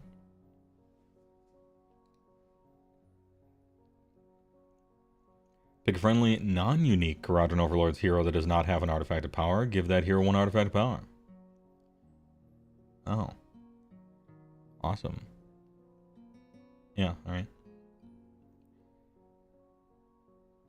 I wonder if this is good. Can we see some artifacts of power? Oh, we actually can. Let's go. The Endrineers can grant 1 of your fine officers a choice of 3 artifacts to bolster their personal skills. The wonderfully named Blazebeard and Sons Drakhabla Magbolas, dude, these names, are a great tool for stopping the rampages of a charging monster. Don't worry. It's been hobbled plenty before the game even started. While the Celestium Burst Grenade nullifies wards before a critical fall. See, they were really thinking for me. Can't nullify a ward if I don't have one anymore. Fucking got him. Am I right? Alright. Once per battle, any shooting or combat phase. The Blazebeard and Sons Drakhabla Magbolas. Good name. Declare. Pick an enemy monster within 12. Once per battle, any shooting or combat. Okay. Until the start of your next turn, subtract 1 from the number of dice rolled when making charge rolls. Yeah. Why not? Sure. I love rolling 1d6 charges. Once per battle, your shooting phase. It means once per game, right? Anyway, once per battle, your shooting phase, Celestium Burst Grenade. Pick an enemy 12. Ward rolls cannot be made for the target for the rest of the turn. Setting up the big combo, sure. These are all once per battle. I don't like that. But at least they all work. At least they didn't make the unbelievably stupid decision to have a once per battle that has a 1 in 3 chance of doing nothing every time you roll, right? Thankfully, we've kept that sort of bad game design in 3rd edition, where it belongs. Am I right? Am I right, gamer? Am I right, gamer? Once per battle, reaction. Opponent declared a spell ability for a wizard within 30. Auto unbind? Jesus. Alright, so you get yourself an auto unbind. That's the shit. Alright, this is the shit. These artifacts are the shit. Nice. I'm taking this one no matter what. Look, these other 2 are good. This one really will hobble a monster. It will. And this one over here, copium for people who think there's more wards in the game than there really are. And there's fewer than there used to be. that spell is unbound in this edition, I'm in. Also, picking in deployment is cool because now you can custom tailor it to the army you're playing against. Much like my idea for adding sideboards to AOS was that you could choose all of your optional war gear, artifacts, traits, sub-factions, spells. You could choose all that after you see who you're playing against. Which they're doing just a little bit of. I love picking in deployment. Unit focus. Oh, here he is. Dwarven Cave Johnson. Lord Magnate of Baraknar, Brock Grunguson. 8 health, 3 up save, 12-inch flying move, 2 control, oof.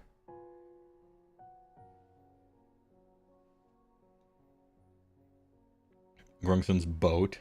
18-inch, 1 attack, 3 and 2, 2d3 plus 3. That's a big fucking gun for a dude on foot. Well, he's not on foot. He is actually in a robot exoskeleton. And there's guns in his mustache. So, hey, alright. The Magnate's Charter. 6 attacks, 3s and 3s, 1, 2. Shoot in combat. He didn't have to take a sub-faction for that. Why does he have more move than a Stonehorn? Because he has a jetpack. He's in a robotic exoskeleton like jetpack thing. That's fine. It makes sense. Brock's Aethermatic Sar. 5 attacks, 3s and 3s, 2, 2. It's pretty decent. First rule of Grungson. Any combat phase. Pick up to 2 other friendly Skyfarer units within this unit's combat range to be targets. Add 1 attack characteristic of the target's melee weapons for the rest of the turn. And it's pick 2 other friendly Skyfarers. So he cannot choose himself. So you are like Alpha Strike melee guy for your saws and sky pikes kind of thing. Interesting. Skyfarer keyword. I wonder if the boats have the Skyfarer keyword. They probably don't. If they do, it's kind of funny though, because you could choose a boat for this. It doesn't say infantry. Once per battle, you're moving phase. Command the fleet. Pick up 3 visible friendly sky vessels. Oh, yeah. Skyfarer here, sky vessel here. Never mind. Answered it. Hold in 24, huge range. And are not in combat. Each target can run and still shoot and or charge. Okay. That's good. End of any turn, mustache mounted Aether Blasters.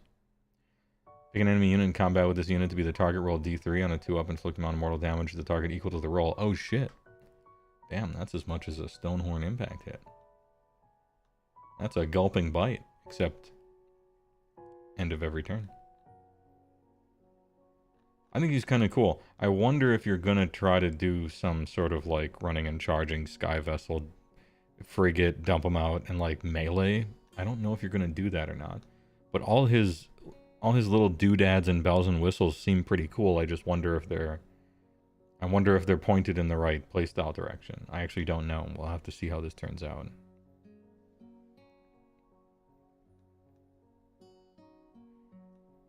Yeah, the mustache guns are kind of nice.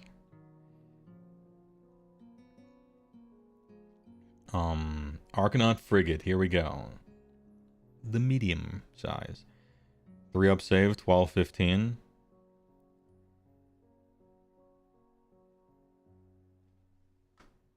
Why are we still here? Okay. Aether Shot Carbines. 12-inch range, 4 attacks, 3s and 3s, 1, 2. Shoot in combat. And one of the following. Sky Cannon or Sky Hook. They're both basically the same, except the one is anti-monster and the other does a d3 plus 1 instead of a d6. Better wound. I assume there's a rule.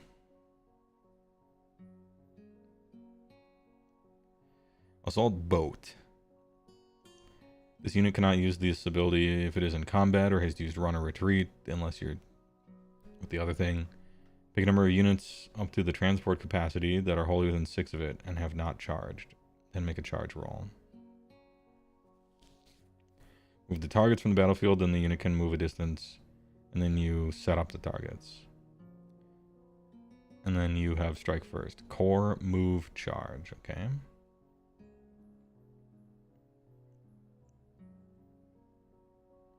So you essentially roll a single charge roll, and then pick up all your guys, and then put them there. So you don't have to make 2 charge rolls, which would be a lot worse. Okay. It's the assault boat still. That's great. This unit can transport up to 2 friendly Kharadron Overlords infantry units with a combined model count of up to 12. Okay. So 2 6s, a 10, and a foot hero or something. Okay. Yeah, combo potential with Gurgleson for sure. Medium boat racks. Sorry, medium bomb racks. Pick an enemy unit that does not have fly. Pass across it, roll 6 dice for each 4-up, a mortal wound. Alright. Going fully passing across is probably kind of tricky, though. And you got a bunch of boarding weapons here. So you have 4 shots, 3s and 3s, 1, 2, shoot in combat, and then 2 shots, 4s, and we'll just say 2s, 2d3 plus 1. I thought the Skyhook or the Sky Cannon would have rules, but I guess they don't. So we just compare these two right here. Anti-monster, but it's a d6, and d6 damage sucks. d3 plus 1 is slightly more consistent on the low end. Extra wound, no anti-monster. Okay.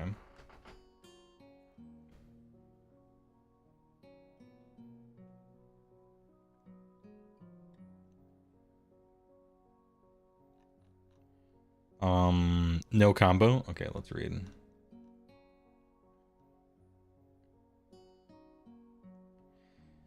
Each target can use a run ability and still use shoot and or charge abilities later in the turn. Your charge phase assault boat. Can't use this if you ran or retreated. Keywords core, move, charge. So it does have the charge keyword, so it leads me to believe that it is a charge ability. But it also has a move and core, and it specifically says you can't up here. I think since it has the charge keyword, it counts as a charge ability. I'm going to put the chances of this being an actual combo that works at maybe 64.75%. I'm not sure. I'm not sure, but I think it's above 50%. Might work. I wouldn't bet money on really anything, but Sky Wardones, 2 health, 4-up save, 12-inch flying, you love to see it. Vulcanizer pistol, 10-inch range, you don't love to see it. Shoot in combat though, 3 attacks, 3s and 3s, 1-1. A third can take Aethermatic Volley Gun, which is 15-inch range, 2d6 attacks, that's annoying. 4s and 4s, 0-1, crit 2 hits, okay, so just a bunch of shots, right? Machine gun. A third can replace their weapons with Skywarden Heavy Weapon, Grapnel Launcher, Skyhook, or Drill.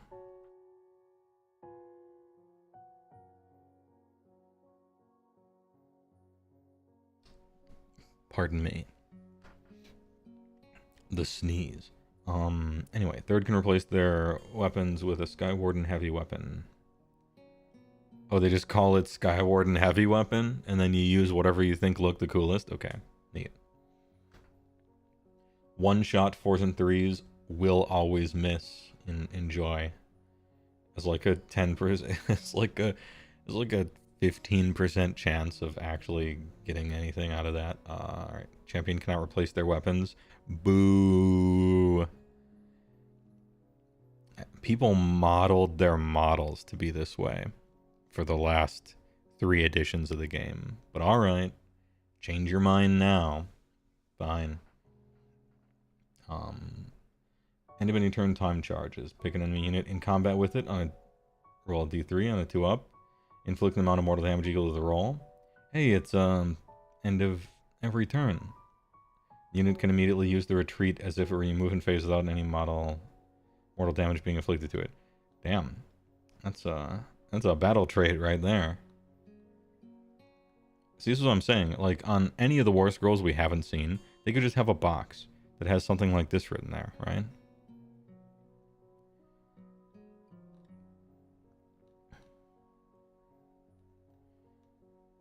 Grunstock Thunder. Now here we have...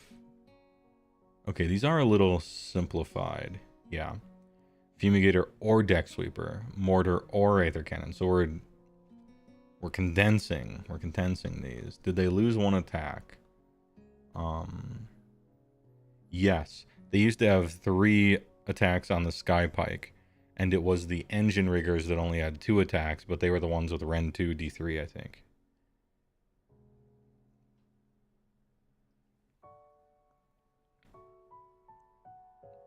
They do crit 2 mortals, though, which is kind of nice. Alright, Grunstock Thunderers, they used to have a lot, now they have 3.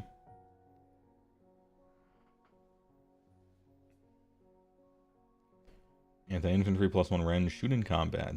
Fumigator or Deck Sleeper. Oh no, the choking fug. Remember that rule? The choking fug? I'm so sorry to see it go. I think the chemist also had that, right? Standard bearer, champion. 18-inch range. 2, 3, 4, 1, 1. 10, 5, 3, 4, 1, 1. And then 2, 4, 3, 1, D3. Okay. I like the mortar. But I like long range, so what are you going to do? 2 out of 5 can replace Thing with Fumigator or Deck Sweeper. 2 out of 5 can replace Aether Shot Rifle and Mortar. The champion cannot replace their Aether Shot Rifle. Boo! Alright. Hey, remember a few days ago when we were first looking at the rules and I said universal champions are good? Because what a champion now universally does is +1 attacks. Both in melee and ranged. Remember when I said that? And I thought that was cool. Well, apparently you're not allowed to have fun on any of those, so I rescind that statement. It's no longer fun. It's slightly fun, but they explicitly stopped the fun for those, and I'm sad. Hold position. If this unit has not used a move ability this turn and was not set up this turn, this unit's ranged weapons have shoot in combat. If you haven't moved and haven't moved, you can shoot in combat. Yeah, that makes sense. They always were... It's seemingly designed to be like melee shoot guys. For sure. Even from the start. So, it makes sense. I certainly don't like this don't move in the move game thing, but no, fair enough. How are you moving if you're shooting in combat? So your opponent charges you on your turn. Nope, that's after shooting. Never mind. On your opponent's turn, they charge you and attack. And your thunders somehow don't die. And then it's your turn. And you're in combat and not dead. And you haven't moved. And then you shoot. I guess that's how. It happened on the opponent's turn, and your thunderers stayed alive. Because they have a 3-up save and 2 wounds. They're actually kind of big. I guess that's what happened.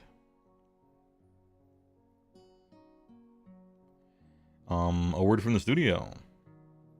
Sorry. You'll notice some of the weapon options have been streamlined for ease of use in-game. So you can build your unit with the options you think look best without slowing down the attack sequence. That's what we've been doing for the whole duration of Age of Sigmar. And it's a better game for it. Good to hear. Word from the studio, Sam. The biggest change to Kharadron Overlords this edition is the new way the sky vessels transport warriors around the battlefield. I tend to agree here. They no longer work like garrisoning buildings, as they did in previous editions, and instead each time a sky vessel moves, it will be able to pick up a nearby unit and drop them off again after the move. Alright. This makes the gameplay much smoother, with less room for ambiguities and the constant checking of who is aboard which ship. It also means the Kharadron Overlords player will have their models on the battlefield rather than sat off onto the side. Yeah, I guess, you know what? You do bring up a good point. It is kind of sad to have your guys off to the side the whole time instead of on the table. And it is a little bit, not that we're constantly trying to find angles or anything, but playing cups and balls, which unit was in which ship again, you know, there's an opportunity for a little angle shooting there, and we probably just want to avoid that if we can, you know. Anyway, which helps give both players more accurate assessment of the battle state. Yeah, all that stuff is true. I still think it's weird to have a sky vessel essentially pulling a carpet of a bunch of guys along with it. But that's not what's really happening in the battle. Like, they're getting on, they're flying, and then they're disembarking, and then a day later the enemy troops show up, right? Like, it's not all happening at once. And they bring up some good points. But garrisoning lets you save $100 by not actually buying Thunderer models. Did people do that? The level of cheapskate. I think this is kind of a charming color scheme, even if it is Christmas ass. I'm like, I don't mind this. I think the green slime maybe is a little too Skaven green for me, but I don't mind it. Yeah, they're hanging off the sides. They are actually being dragged, you know. They're like parasailers or something. Skyhammer Jammer Task Force. Arcanaut Company. Wham. The Crap. 1 health, 4 up save, 4-inch move, 10-inch pistols, 4s and 4s, no range. Hey, they can shoot in combat though, because they're pistols. 1 unit has 4 Arcanauts armed with a Privateer pistol, an Arcanaut cutter, and 1 Arcanaut armed with a Sky Pike. Wait. Oh, sorry. I was like, there are units of 5? Spearhead. Chill. Okay, they're 10s. The other unit has 3 Arcanauts armed with a Privateer pistol and Arcanaut cutter, 1 Arcanaut armed with a volley gun, and 1 armed with a light skyhook. Yeah, you get the 2 cool guys. Cool volley gun, cool light skyhook. Nice run too. 1 shot though. Yeah, spearhead specific. I just halfway through I remembered. And when hit rolls for attacks made by this unit that target a unit contesting an objective. For glory! Alright. The Arcanauts themselves are hardcore. Glory Seekers and excel at assaulting objectives with point-blank volleys from their Privateer pistols before following up with a quick few chops from their Arcanaut cutters. They are relatively fragile, however. Yeah, I'll say. I mean, nah, they still kind of are. They're not crazy fragile for 10-man battle line unit, right? I've seen more fragile. However, without the reinforcements keyword, they're vulnerable to focused attacks and fast skirmishes.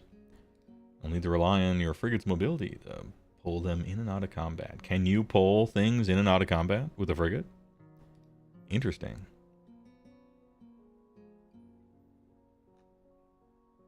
Alright, company C+ out of 10.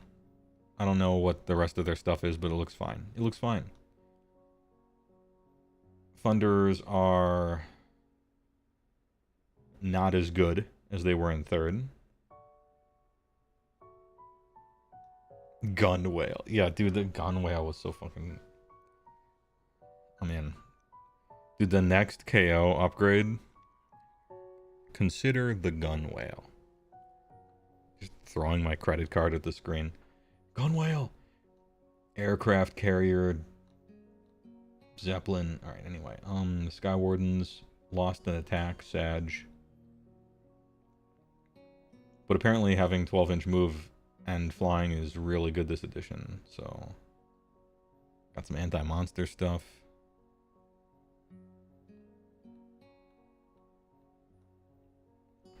Argonaut Frigate. KO plus IDK Alliance Project. Yeah, the gun whale. A meeting of the minds. Brock Grungson seems kind of stacked. I have noticed them trying to give... It's not that they're giving foot heroes more power. It's they're lowering the power level of everything else noticeably. And then being like, what if we snuck an extra attack or 2 attacks? Or what if we snuck a bit of Ren 2 in here? And I think they're trying to find a spot where foot heroes might be able to participate meaningfully in combats. Just based on total water level of the whole game. I wonder if it'll work out. Free artifact and your free artifact choice are dank in a good way. Interesting battle traits. Overall, KO, what do you guys think? KO is undergoing some weird changes, and they're going to play different. It's I kind of got to see it happen, right? But KO is always fucking weird. KO is the army more than any other army. Some armies are consistent and some armies are not. KO is the army that, at any one time, either no one is playing them, and their rules don't make any sense and things are kind of like broken, or they're the best army in the game. Everyone's complaining about them. They're oppressive, alpha strike, instant win, cheating at the game. And it seems like there's very little in between. They're either like trash or actually problematic for the metagame. And they just kind of like flip-flop between those two for the past 4 years. So I wonder which coin face we will get this time. Fly High rule has changed every edition. Embarking and disembarking on a sky vessel has changed every edition. Like all their rules, they keep kind of going back to the drawing board on.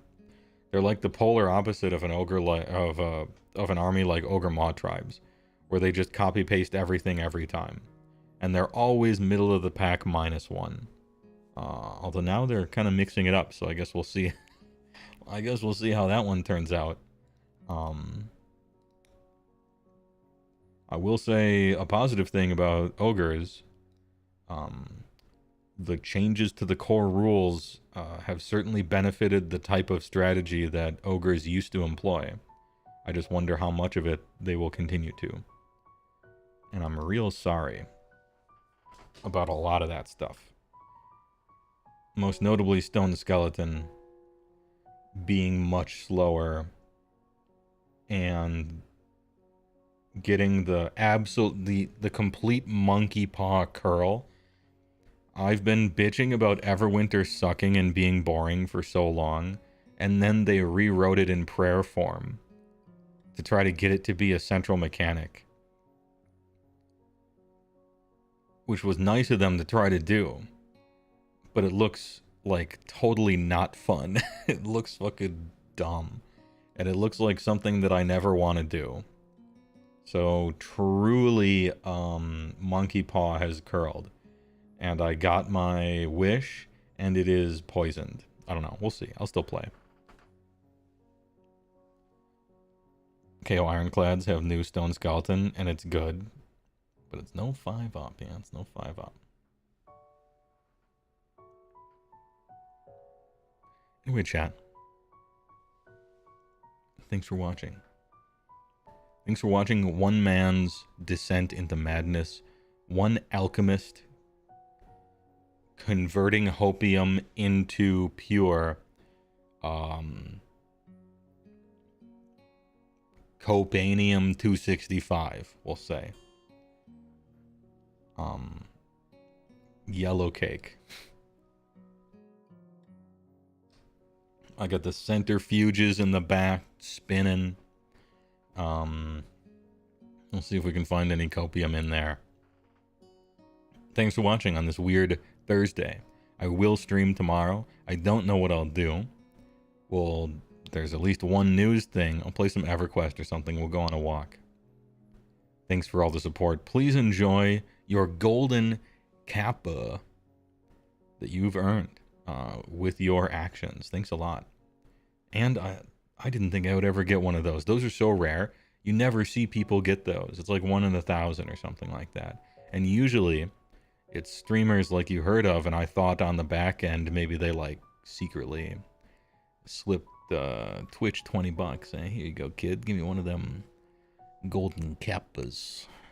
I don't know. So that's kind of cool. Thanks for all your support. I appreciate it. Golden kappa, partner secured. It's a sign. Look, the copium. All right. We have more alchemical copium to produce, I guess, after that.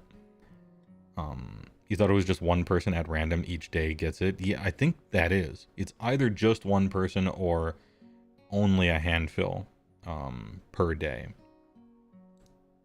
So, achievement unlocked, eat shit. Thanks for watching. I appreciate it. Thanks for all the subs and the bits. And the primes. The sky isn't falling. But that was a real fucked up faction focus. That shit sucked. Sky's not falling though. It did fucking suck.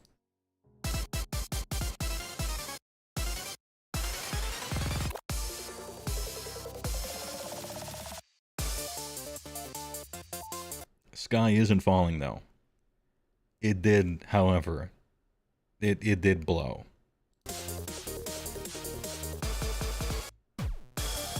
Like, it was real bad. Sky isn't falling though.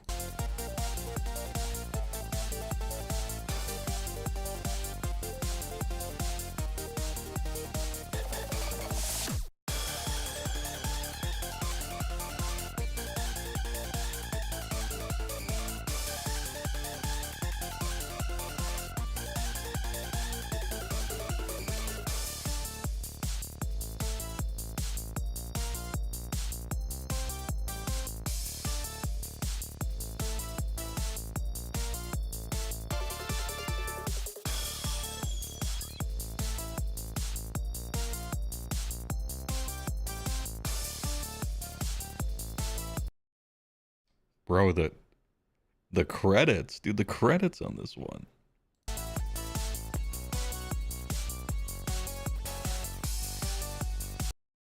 Brother, there is no need for me to destroy you.